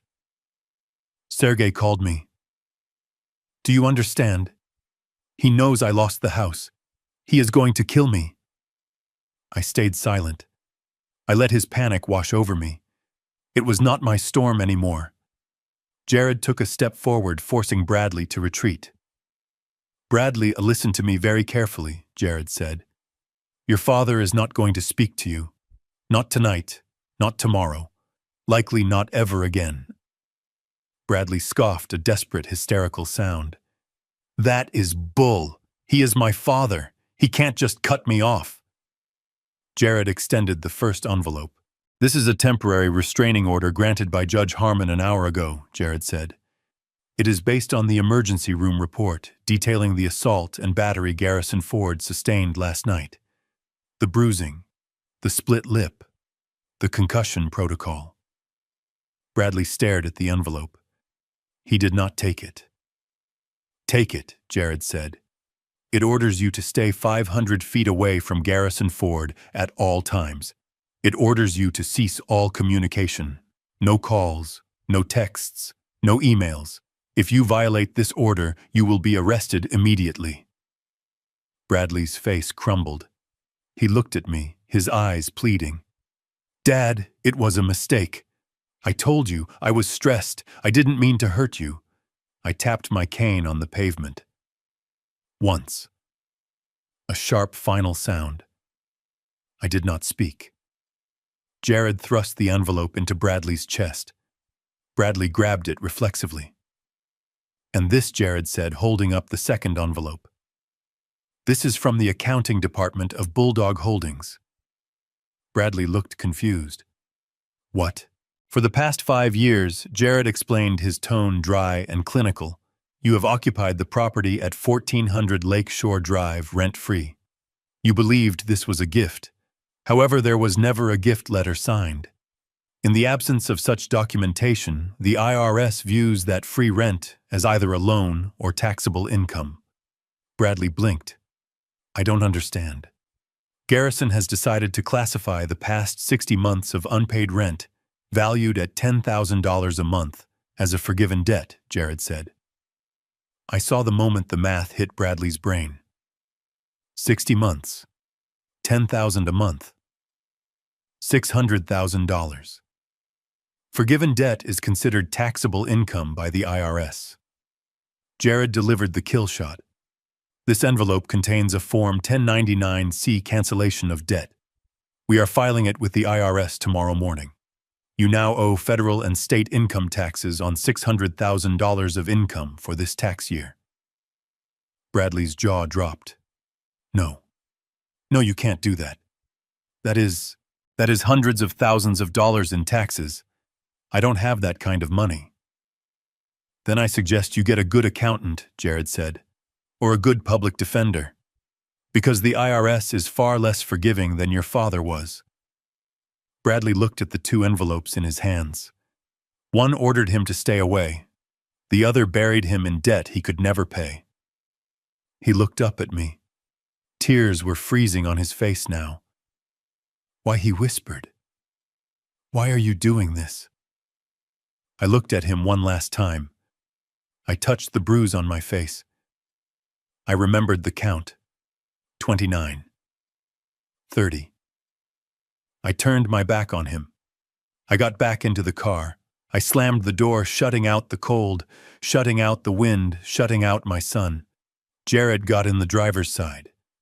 He locked the doors. "Drive," I said. As we pulled away, I looked in the side mirror. Bradley was standing alone on the sidewalk, clutching the envelopes to his chest, illuminated by the harsh yellow streetlights. He looked small. He looked defeated. He looked like a stranger. I felt a tear run down my good cheek. I wiped it away, angry at myself. I wasn't crying for him. I was crying for the time I had wasted protecting a man who would have happily watched me bleed. The restraining order was the shield. The tax bill was the sword. I had armed myself with the law, and I had struck back with the precision of a demolition expert. But the night wasn't over. Bradley was ruined, but the vultures were still circling. He had mentioned Sergei, the loan shark. Bradley was desperate, and a desperate man with a gambling addiction and a death threat hanging over his head does dangerous things. "Where to now?" Jared asked, his voice soft. "My new apartment," I said. "I need to sleep." But I knew I wouldn't sleep. I knew Bradley wouldn't go to a hotel.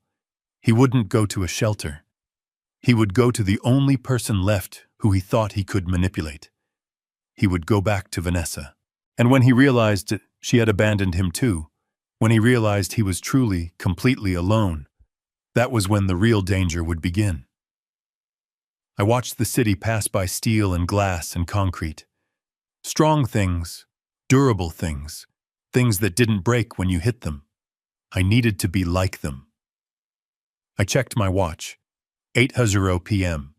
The game was entering the final quarter, and I was going to make sure the clock ran out on him, not me. I wasn't in the room with them when they checked into the Starlight Motel on the outskirts of the city, but I did not need to be. I knew the script by heart because I had spent 30 years watching them rehearse it. They did not go to the Four Seasons. They did not go to the Ritz. They went to the only place that accepted cash and did not ask for a credit card pre-authorization because Bradley's cards were already dead plastic. The Starlight was a place where dreams went to die on synthetic bedspreads that smelled of stale smoke and regret. It was fitting. It was. My private investigator later filled in the blanks with security footage and witness statements from the night clerk, but I could imagine the scene with crystal clarity. Bradley likely parked the BMW in the shadows, hoping the repo man would not spot it before morning. Vanessa would have walked into the room wearing her ruined spa clothes, clutching her purse like it was the crown jewels, looking at the peeling wallpaper with the horror of a queen exiled to a dungeon. "This is it," she would have screamed. "This is where we are staying." "Are you kidding me, Bradley?" "It is just for one night," Bradley would have pleaded, his voice cracking with exhaustion. "Just until I sort this out. I will call the bank in the morning. It is a mistake. Dad is just throwing a tantrum. He will calm down." He was still lying. Even at rock bottom, he was trying to dig a basement. The conflict started when they tried to order food. They were hungry. They were cold. They wanted comfort. Bradley pulled out his phone to order delivery. He tapped in the order. Pizza. Wings. Expensive comfort food. Transaction declined. He tried another card. The corporate Amex I let him use for business expenses. Declined. Account closed by administrator. He tried his personal debit card, the one linked to the account where I deposited his salary For the no-show job at the subsidiary, insufficient funds. Vanessa watched him. She sat on the edge of the bed, refusing to take off her coat. She watched his thumb hitting the screen harder and harder, as if force could generate credit. "It is not working, is it?" she asked. Her voice was not hysterical anymore. It was cold. It was the voice of a woman calculating her exit strategy. "The system is down," Bradley lied. "Stop lying," she snapped. She stood up and grabbed his phone. She opened his banking app. She forced his face in front of the screen to unlock it. She scrolled. She looked at the zeros. She looked at the overdraft fees. She looked at the transaction history. "Where is the money, Brad?" she demanded. "You told me you had 50,000 in savings. You told me you were getting a bonus." "I spent it," he muttered. "On what?" "On things. On debts." "Gambling," she whispered. "You gambled it." And then she scrolled further. She saw the deposits. Monthly transfers from Garrison Ford. Monthly transfers from Bulldog Holdings. She saw the payments for the Range Rover. She saw the payments for her gym membership. She looked up at him, and the realization hit her harder than the cold wind outside. "You do not pay for anything, do you?" she said. "Your dad pays for everything. The car, the house, the insurance, even my phone bill." "He helps out," Bradley defended weakly. "He is my father. That is what fathers do." "He does not help out," she screamed, throwing the phone at him. "He owns you, and he just cut you off. We have nothing. You are nothing without him." "I am a director of sales," Bradley shouted back, trying to salvage his ego. "I have a job." "You have a title," she spat. "You think your dad didn't arrange that too? You think you actually earned that corner office? You are a joke, Bradley. And now you are a broke joke." Bradley sat on the floor, his back against the graffiti-stained wall. He put his head in his hands. "Don't leave me, Ness," he sobbed. "Please, I can fix this. I have assets." "What assets?" "The clothes in the dumpster." "I have the watch," he said. He fumbled with his wrist. He unclasped the heavy gold Rolex Submariner he wore every day. The watch he flashed in meetings. The watch he told everyone cost $30,000. "Take it," he said, holding it out to her. "Sell it. It is worth 20 grand easy. Take it and get a hotel room. I will sleep in the car. Just don't leave me." Vanessa looked at the watch. It glittered in the flickering fluorescent light of the motel room. It looked heavy. It looked expensive. She took it. She weighed it in her hand. She looked at him with a mixture of pity and disgust. "You are pathetic," she said. She put the watch in her purse. She didn't say thank you. She didn't say I love you. She sat back down on the bed and stared at the door. Bradley thought he had bought her loyalty for one more night. He thought the watch was his salvation. He didn't know that the watch was a fake. "I knew. I was there when he bought it in Chinatown 5 years ago for $200. He wanted to look rich without spending the money. It was the perfect metaphor for his life. A shiny exterior with cheap plastic gears inside. He fell asleep eventually. The exhaustion, the stress, the adrenaline crash, it all took him down. He passed out on the floor, curled up in his coat near the radiator. That was when Vanessa made her move. I can picture it perfectly. The silence of the room broken only by Bradley's snoring. Vanessa standing up. She didn't pack a bag because she had no bag to pack. All her things were gone, but she still had her survival instinct. She walked over to Bradley's sleeping form.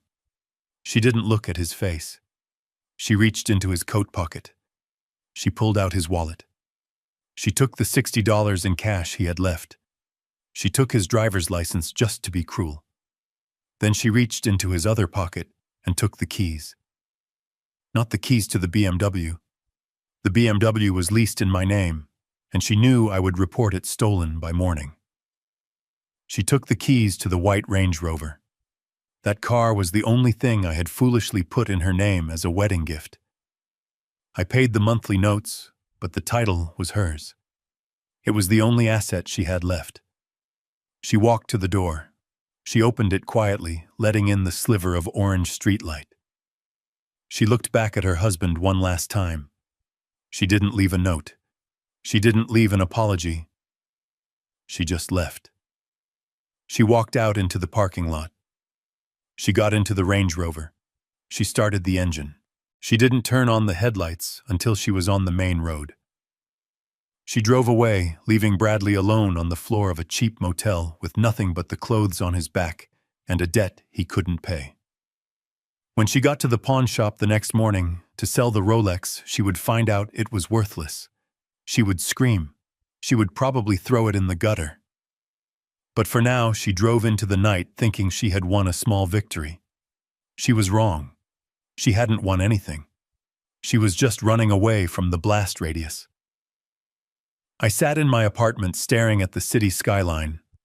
My phone buzzed. It was a notification from the tracking device on the Range Rover. Vehicle moving. Heading west on I-90. Speed. She was running. Good. That left Bradley alone, completely exposed. When he woke up in that motel room, he would reach for his wife and find empty air. He would reach for his watch and find a bare wrist. He would reach for his car keys and find an empty pocket. He would realize that the only person who had ever actually stuck by him was the father he had slapped 30 times, and he would realize that bridge wasn't just burned, it was nuked. I took a sip of water. My throat was dry. The silence in my apartment was heavy, but it was clean. It was the silence of order. Tomorrow, the real pain would start for him. Tomorrow, the loan sharks would realize he had lost his collateral. Tomorrow, his boss would receive the dossier I had compiled about his embezzlement of company expense accounts.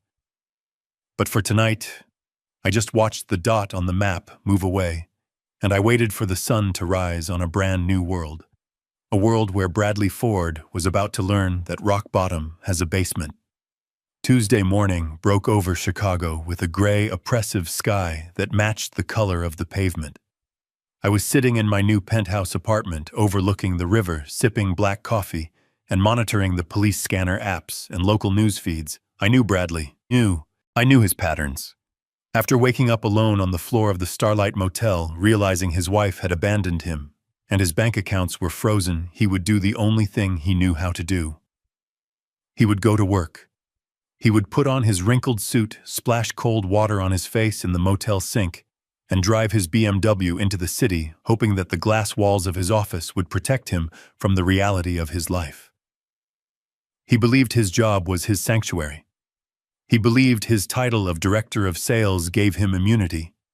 He thought that as long as he was wearing a tie and sitting behind a desk, he was safe from the consequences of his actions. He was wrong. The corporate world does not offer sanctuary. It offers liability management.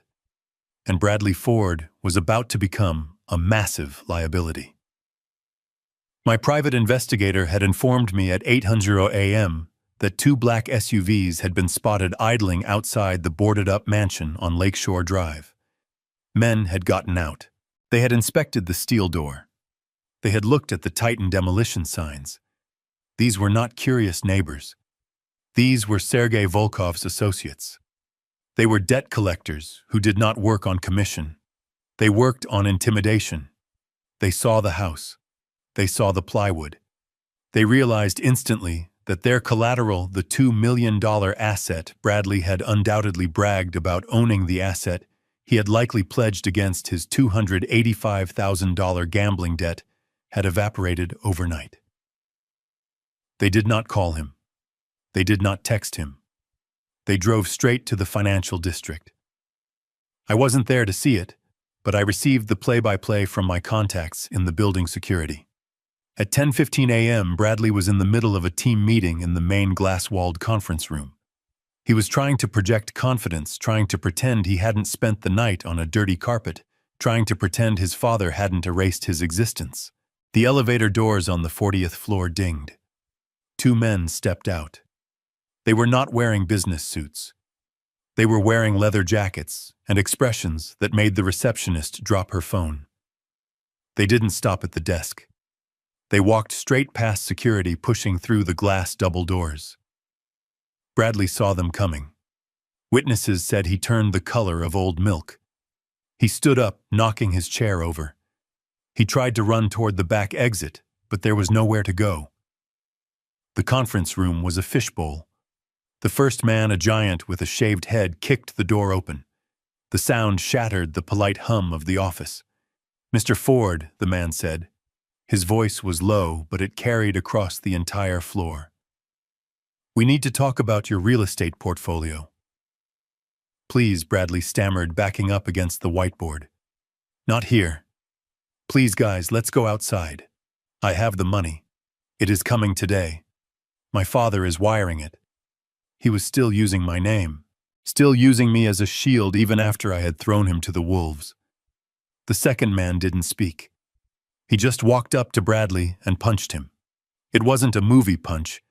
It was a professional, efficient strike to the solar plexus. Bradley folded in half, gasping for air, retching on the carpet in front of his entire sales team. The man grabbed Bradley by the hair and slammed his face into the mahogany conference table. Blood splattered onto the quarterly projection charts. "Where is the house, Bradley?" the man asked calmly. "Where is our collateral?" "It is sold." Bradley shrieked, blood bubbling from his nose. "He sold it." "I didn't know." The man hit him again. A sharp blow to the ribs.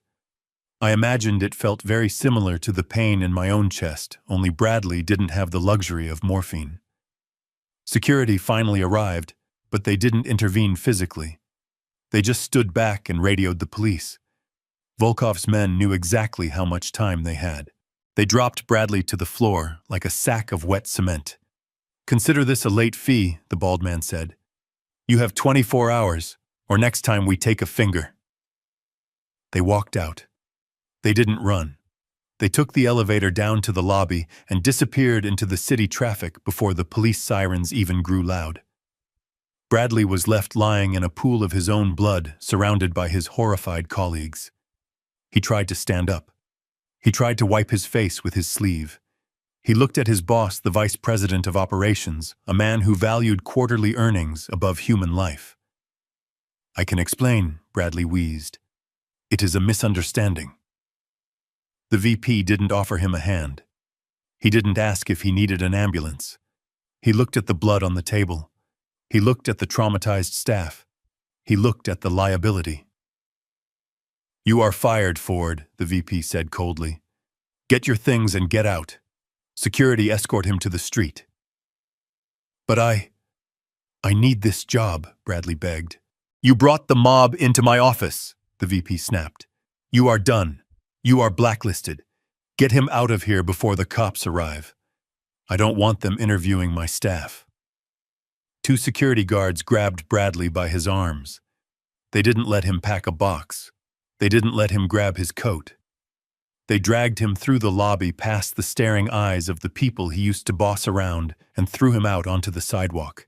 He landed on the concrete right where the smokers stood. He was bleeding. He was unemployed. He was homeless. And he had a death mark on his head.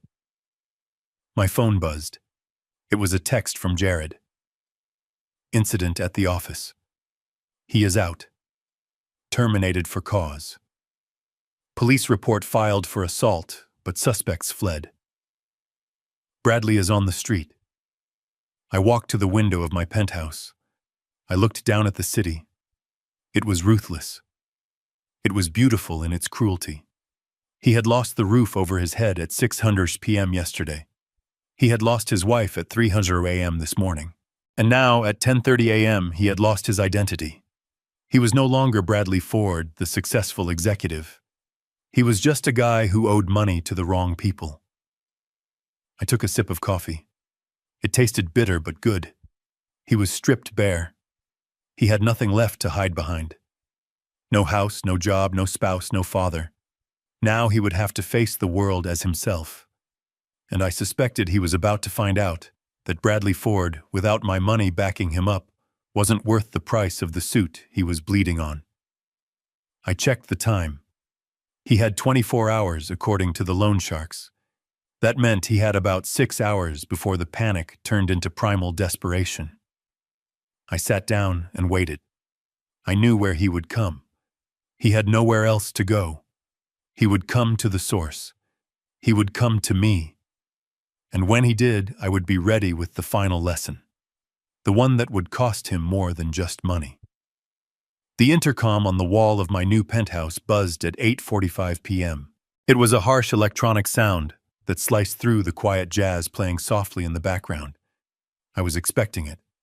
A man like Bradley does not just disappear into the night. He claws. He scratches. He hunts for the softest target he knows. I walked over and pressed the button. "Mr. Ford." The doorman's voice was tense. "There is a man here who says he is your son. He is... Well, sir, he is in bad shape. He says it is a medical emergency. Should I call the police?" I looked at the monitor. The camera showed a distorted black and white image of the lobby. Bradley was leaning against the marble desk. He looked like a specter. His suit jacket was torn. His face was a swollen mask of dried blood and fresh bruises. He was shaking so hard, the camera picked up the vibrations. "Send him up," I said. I unlocked the door and left it ajar. I walked back to the living room and sat in my armchair facing the entrance. I placed my cane across my lap. I waited. I heard the elevator ding. I heard the heavy footsteps dragging down the hallway. The door creaked open. Bradley stumbled in. He didn't look at the view of the river. He didn't look at the expensive art. He looked straight at me. His eyes were bloodshot, wild, and terrified. He took 3 steps and collapsed. He didn't faint. He fell to his knees. He crawled the last few feet across the hardwood floor until he was right in front of me. He reached out to grab my leg, but I shifted the cane, blocking him. "Do not touch me," I said. "Dad," he sobbed. His voice was a wet gurgle. "You have to help me. They are going to kill me." I looked down at him. "How did you find me, Bradley?" "I hired a guy," he wheezed. "A PI. I used the last $500 I had in my pocket. I had to find you." "Dad, please. You have to listen." He tried to wipe his face with his sleeve, but only smeared more blood across his cheek. It was the alcohol, Dad. He started the litany of excuses spilling out like vomit. I was drunk. You know how I get when I drink scotch. I blacked out. "I didn't mean to hit you. I swear to God I didn't mean it. It was the stress. The quotas at work. Vanessa, she was pressuring me. She made me crazy, Dad. She wanted the money. I was just trying to keep her happy. He was blaming the whiskey. He was blaming the job. He was blaming the wife he had abandoned in a motel room. He was blaming everyone but the man in the mirror. "I am not a bad person," he cried, tears cutting tracks through the grime on his face. "I am your son. I am the little boy you took fishing. Remember. Remember Lake Geneva. You can't let them kill me." "Who is them?" I asked, my voice flat. "Volkov," he whispered. The name made him shudder. "Sergei Volkov. His guys came to the office, Dad. They beat me. They embarrassed me. They said, if I don't have the $285,000 by tomorrow morning, they are going to start cutting pieces off me." He held up his hands. They were trembling violently. "They said they will take my thumbs first, Dad. I need my hands. I can't work without my hands. Please, just write the check. I will pay you back. I swear I will. I will get a new job. I will go to meetings. I will do whatever you want. Just save me. One last time." He put his head on the floor, his forehead touching the toe of my shoe. He was prostrating himself. It was a performance of absolute submission. I watched him. I looked for a single spark of genuine remorse. I looked for a sign that he was sorry for the pain he caused me, not just the pain he was feeling. I saw nothing. I saw a man who was sorry he got caught. I saw a man who was sorry his safety net had snapped. I saw a manipulator playing his final card, the pity card. You hired a private investigator, I said slowly, instead of paying your debt, instead of buying food, instead of getting a hotel room. You used your last dime to hunt me down so you could beg. I had no choice, he wailed, looking up. You are the only one who can fix this. You have millions, Dad. This is nothing to you. It is pocket change. Why are you being so cruel? It is just money. Just money. That was the phrase that sealed it. To him, it was just money. To me, it was 40 years of freezing mornings on construction sites. It was missed birthdays. It was back surgeries and ulcers. It was my life encoded in dollars. He didn't want a father. He wanted an ATM that breathed. I leaned forward. The leather of my chair creaked. Bradley stopped crying for a second, hope flaring in his eyes. He thought I was reaching for my checkbook. He thought the old man was cracking. He thought the tears had worked. Get up, I said. He scrambled to his feet, wiping his nose. You will do it. Thank you, Dad. Thank you. I knew you wouldn't let me die. I knew you loved me. I stood up facing him. I was eye level with him now. I saw the relief washing over him. The arrogance was already starting to creep back in. He was already thinking about how he would spin this to his friends, how he played the old man one last time.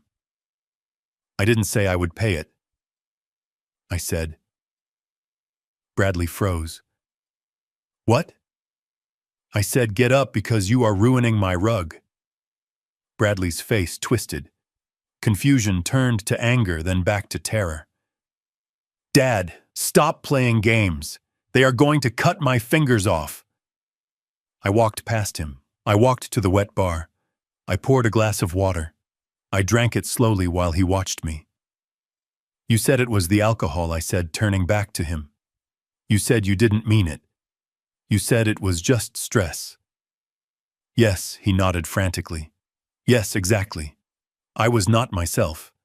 I walked over to the side table where my laptop sat, connected to the massive flat-screen television mounted on the wall. I want to show you something, Bradley, I said. I want to show you exactly who you are when you think no one is watching. I tapped a key on the laptop. The television screen flickered to life. Bradley looked at the screen.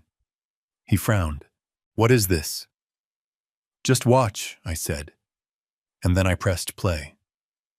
The video that filled the screen was high definition. It was stable. And it was damning. It was the footage Vanessa had recorded on her phone the night of the party. The footage I had extracted from her cloud account after finding her discarded laptop in the trash pile. It showed everything. The locked door, the taunting, and then the first slap. 1. Bradley stared at the screen. He watched himself strike his father. 2. He watched himself scream. Sign it, old man. 3. He watched the blood spray from my lip. He turned to me. His face was the color of ash. Dad, turn it off. No, I said. We are going to watch all 30. And then I'm going to tell you what I did with this video 10 minutes before you walked in the door. The sound of my own flesh breaking filled the penthouse living room, amplified by the surround sound speakers. It was a wet, sharp crack that echoed off the floor to ceiling windows. On the screen, the high-definition image was brutal. Bradley's face was twisted into a snarl of pure animalistic rage. My face was a mask of shock and blood. 4, 5, 6. Bradley covered his ears. Stop it, he screamed. Turn it off. I cannot watch this. You are going to watch it, I said, my voice cutting through the noise of the recording. You enjoyed doing it. You should enjoy seeing it. 7, 8, 9. He fell back against the wall, sliding down until he was sitting on the floor while hugging his knees. He looked like a child hiding from a thunderstorm, but there was no thunder here, just the evidence of his own cruelty. Where did you get this? He whispered. Vanessa. She recorded it. But she has the phone. She does, I said, watching the screen as the virtual Bradley delivered a backhand that sent my glasses flying. But she left her laptop behind in the purge. She threw it in the trash pile with the rest of her life. She forgot that her cloud account syncs automatically. She wanted a souvenir of her husband putting the old man in his place. Instead, she gave me the hammer to nail your coffin shut. 10, 11, 12. The violence on the screen was relentless. It wasn't a fight. A fight implies two people participating. This was a beating. This was elder abuse. This was a felony in 4K resolution. Bradley looked up at me. His eyes were streaming tears. Dad, please. I see it. I see I was a monster. I admit it. I am sorry. I will go to counseling. I will do anything. Just turn it off and write the check. Volkov. He is probably on his way here. He tracked my phone. If he finds me here and I don't have the money, he still didn't get it. He still thought this was a negotiation. He still thought this was about leverage. He thought I was showing him the video to shame him into submission so I could play the benevolent savior one last time. 13, 14, 15. I paused the video. The image froze on Bradley's fist, raised mid-strike, his face contorted in a scream of hatred. You think I showed you this to teach you a lesson? I asked. Yes. Bradley nodded eagerly, wiping his bloody nose. Yes. You wanted me to see how bad I got. I see it, Dad. I promise. I am changed. Now please help me. I walked over to the window. The city lights below were indifferent. Millions of people living their lives, paying their bills, respecting their parents. And then there was my son. I didn't show you this to teach you, I said, turning back to him. I showed you this so you would know exactly what the jury is going to see. Bradley froze. Jury. I sent this video to Detective Miller at the 1st District 20 minutes ago, I said calmly, along with a sworn affidavit detailing the assault, the extortion, and the threats against my life. Bradley scrambled to his feet. You called the cops on your own son. You are not my son, I said. My son died the minute you raised your hand to me. You are just a criminal who broke into my home and battered a senior citizen. That video is evidence in a Class 2 felony case, Bradley. Aggravated battery of a senior citizen. In Illinois, that carries a mandatory prison sentence. 3 to 7 years. No, Bradley gasped. You wouldn't. You can't send me to prison. I will die in there. You might, I said. But at least you will be safe from Volkov. Volkov. Bradley's eyes widened. Oh God. Does he know? Did you tell him? I walked back to the laptop. I minimized the video player. I opened my email sent folder. I didn't just send it to the police, I said. I sent it to everyone. I sent it to your former boss so he has cause to deny your unemployment claim. I sent it to Vanessa so she has grounds for an annulment. And yes, I sent it to an anonymous tip line that connects directly to Sergei Volkov's organization. You sent it to the loan shark, Bradley screamed. Are you trying to get me killed? No, I said. I am trying to destroy your credit rating with the underworld. You see, Bradley, even criminals have a code. They lend money to degenerates. They lend money to losers. But nobody likes a man who beats his own father. It is bad for business. It shows a lack of character. It shows instability. I stepped closer to him. I sent a message with the video. I continued. I told them that you have been cut off. I told them that the Ford family vault is closed. I told them that if they want their money, they better get it from you because I am not paying a dime. And I told them that you are now the subject of a high-profile police manhunt, which brings heat. Loan sharks hate heat, Bradley. He stared at me. His mouth hung open. He looked like he had been hollowed out. They won't lend to you now, I said. Nobody will. Not a bank, not a shark, not a friend. You are radioactive. You are the man who beat his father for money and still didn't get paid. That makes you a liability. Bradley fell to his knees again. But this time it wasn't a performance. His legs just gave out. You ruined me, he whispered. You actually ruined me. You did this, I corrected him, pointing at the frozen image on the TV. You did this 30 times. You ruined yourself. I just turned on the lights so everyone could see the wreckage. The sound of sirens began to bleed through the heavy glass of the penthouse windows. Faint at first, then growing louder. Blue and red lights began to bounce off the buildings below, reflecting in the glass. They are coming for you, Bradley, I said. He looked at the window. He looked at the door. He looked at me. Dad, he whimpered. Hide me. Please. Just hide me in the back room. Don't let them take me. I sat down in my armchair. I picked up my cane.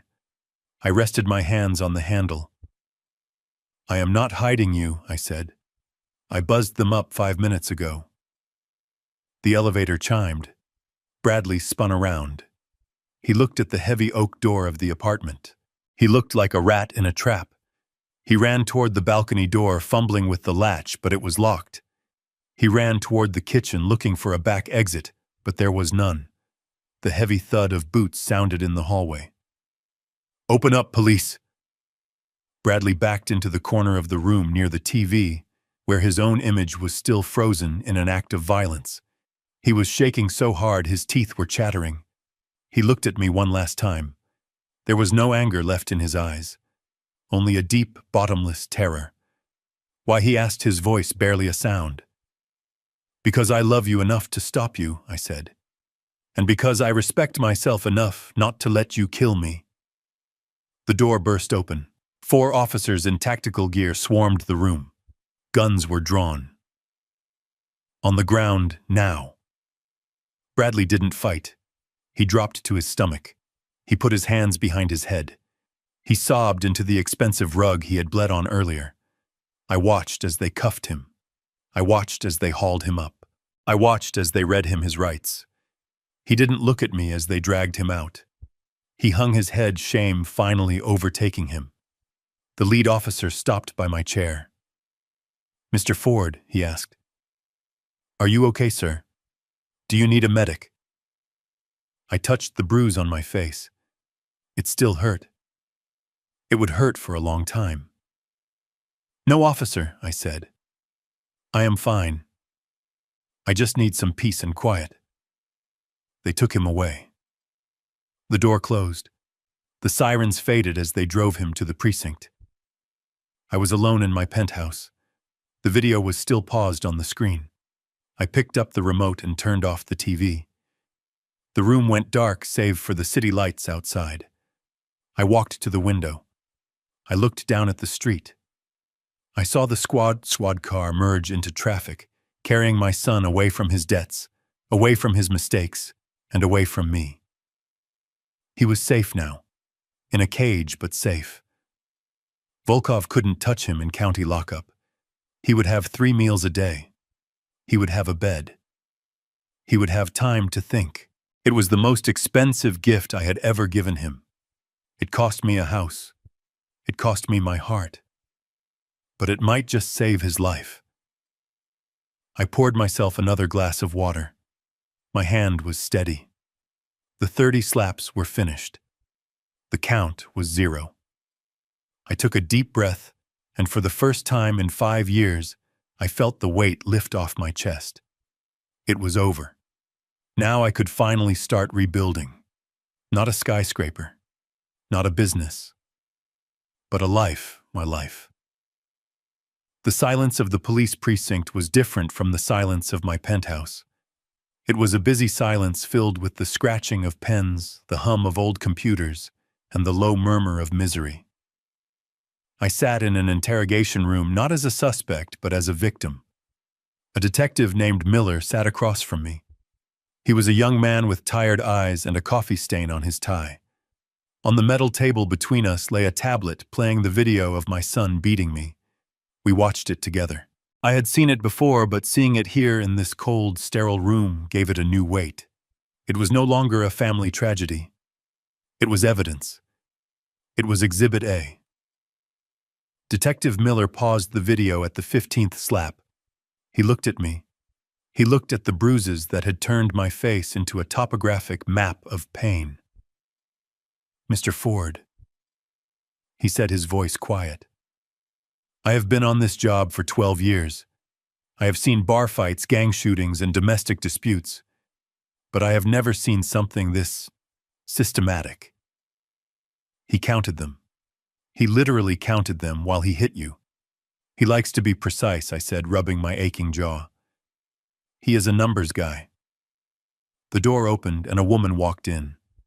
She was sharp, dressed in a charcoal suit, carrying a leather briefcase that looked heavy enough to crack a skull. She introduced herself as Assistant State Attorney Reynolds. She did not offer me pity. She offered me strategy. "We are not going with simple battery," she announced, sitting down. "We are upgrading the charges. This is aggravated battery of a senior citizen. In Illinois, that is a Class 2 felony. But given the duration of the attack and the premeditated nature of the extortion, we are pushing for Class 1. "What does that mean for him?" I asked. She opened a file. "It means mandatory prison time, Mr. Ford. Probation is not on the table. But that is not all." I watched the video. I counted the strikes. 30, I said. 30, she confirmed. "Usually in a fight we charge a single count of battery for the entire incident. But this wasn't a fight. You were seated. You were non-combative. There were pauses between strikes. He had time to stop. He had time to think. He chose to continue 30 separate times." She leaned forward, her eyes locking onto mine. "I am charging him with 30 separate counts of aggravated battery," she said. "One count for every single time his hand made contact with your face. I am stacking them. I did the math in my head. 30 counts. Even if they ran concurrently, the sentence would be substantial. If they ran consecutively, he would be an old man when he got out." "Is that excessive?" I asked. Not because I wanted to save him, but because I wanted to understand the weapon she was wielding. "He beat his own father for money," Reynolds said coldly. "He filmed it. He mocked you. No jury will think it is excessive. They will think it is justice. We are also adding a charge of attempted extortion and unlawful restraint for locking you in that room. Mr. Ford, your son is looking at 20 years minimum." 20 years. I nodded. "Do it." 3 days later, I sat in the back row of the Cook County Criminal Court. The room smelled of floor wax and fear. It was arraignment day. The gallery was filled with families of defendants, mothers crying, girlfriends clutching babies. But I was alone. When the bailiff called out "The People versus Bradley Ford," the room went quiet. A side door opened. Bradley walked in. He was wearing a bright orange jumpsuit that hung loosely on his frame. His wrists were shackled to his waist. His ankles were chained. He shuffled. He looked like he hadn't slept in 3 days. His hair, usually perfectly styled, was matted and greasy. His face was gray. He stood before the judge. He didn't look at the gallery. He kept his eyes on the floor. He was ashamed. Or maybe he was just terrified. The public defender, a frantic-looking man with a stack of files, tried to speak, but the judge cut him off. Reading of the charges, the judge droned. Prosecutor Reynolds stood up. Your Honor, the state charges the defendant with 30 counts of aggravated battery to a senior citizen, 1 count of unlawful restraint, and 1 count of attempted extortion. A murmur rippled through the courtroom. 30 counts. Even the judge looked up over his glasses. 30 counts, Counselor, the judge asked. Yes, Your Honor, Reynolds said. We have video evidence of 30 distinct and separate assaults committed over a period of 10 minutes against a vulnerable victim who is the defendant's own father. The defendant is seen counting the blows. The judge looked at Bradley. Is this true? Bradley didn't speak. He just trembled. The public defender tried to argue for bail. He talked about Bradley's lack of prior criminal record. He talked about his standing in the community. He called it a family dispute that got out of hand. Reynolds countered immediately. Your Honor, the defendant has no fixed address. He has just been terminated from his employment. He has significant gambling debts to organized crime figures, making him a severe flight risk. Furthermore, the brutality of the assault captured on video demonstrates a clear and present danger to the victim and the community. The judge nodded. He picked up his gavel. Given the nature of the charges and the flight risk, bail is denied, the judge ruled. The defendant will be remanded to the custody of the Cook County Sheriff pending trial. Bradley's head snapped up. No bail, he gasped. He turned around. He scanned the room frantically. He was looking for a savior. He was looking for me. Our eyes met across the rows of wooden benches. I saw the question in his eyes. Help me. I did not move. I did not nod. I simply looked at him. I let him see the bruise on my face. I let him see the damage he had done. The bailiff grabbed Bradley's arm. Let's go forward. Bradley didn't scream this time. He didn't fight. He just sagged. The fight had left him. He let them lead him away, the chains clinking with every step, a slow, rhythmic sound that sounded like a clock counting down the rest of his youth. I walked out of the courtroom. The air outside was still cold, but the sun was shining. I thought about the 30 counts. It was a lot. It was heavy, but so was the betrayal. He was going to prison. He would lose his freedom. He would lose his future. But in a strange, twisted way, he was safe. The loan sharks couldn't get him in solitary confinement. The debts would rot while he sat in a cell. I had saved his life by destroying it. I hailed a cab. I gave the driver the address of my new office. I had work to do. I had a business to run. I had a grandson, Leo, who lived with Bradley's first wife in a small apartment 3 towns over. I hadn't seen him in years because Bradley had forbidden it, using the boy as a pawn. But Bradley wasn't in charge anymore. The king was dead. Long live the king. I took out my phone. I dialed the number for Leo's mother. It was time to redirect the resources. It was time to invest in a Ford who might actually have a future. The legal system had done its job. Now it was time for me to do mine. I wasn't just a victim. I was a survivor. And survivors don't look back at the wreckage. They look at the road ahead. 6 months is a long time in the construction business. It is enough time to break ground, pour a foundation, raise a steel skeleton, and enclose a structure in glass. It is enough time to change a skyline. It is also enough time to bury a past life and build a new one on top of the rubble. I sat on the balcony of my penthouse watching the summer sun glitter off the surface of Lake Michigan. The ice was gone. The gray, oppressive winter sky had been replaced by a brilliant, endless blue. The wind was no longer biting. It was a gentle breeze that smelled of fresh water and expensive sunscreen. My iPad chimed on the glass table next to my coffee. I swiped the screen. The face of an 8-year-old boy filled the frame. He was grinning, missing a front tooth, his face smeared with dirt and happiness. "Hi, Grandpa," Leo shouted, his voice tinny through the speakers. "Look what I got." He held up a plastic gold trophy. It was cheap. It was small. It was magnificent. We won the league. Grandpa Leo beamed. I hit a double. Mom took me for ice cream. That is amazing, Leo, I said, my voice soft. I am proud of you. I looked at the boy. He had my eyes. He had his mother's kindness. He was Bradley's son from his first marriage, the wife Bradley had cheated on and abandoned because she wasn't flashy enough for his sales director lifestyle.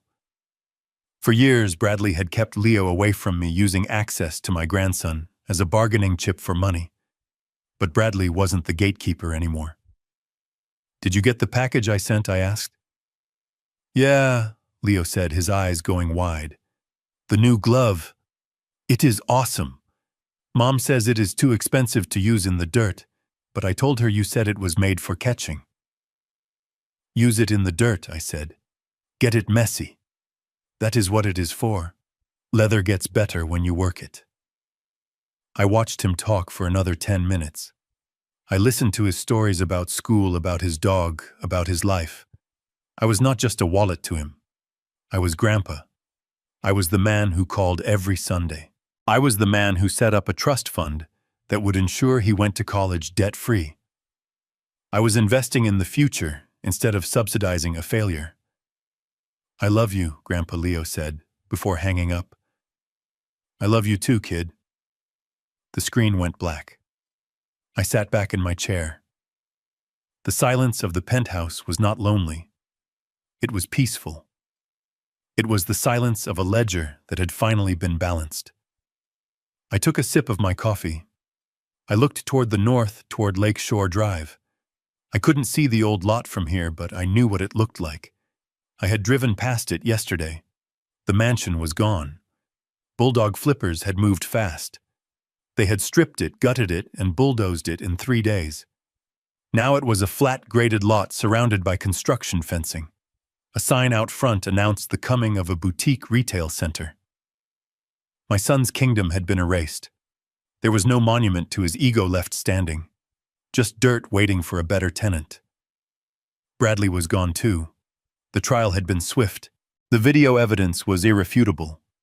The 30 counts of aggravated battery combined with the financial fraud and the threats resulted in a sentence that sent a message. 10 years. He was currently residing in the Stateville Correctional Center. He had a bed.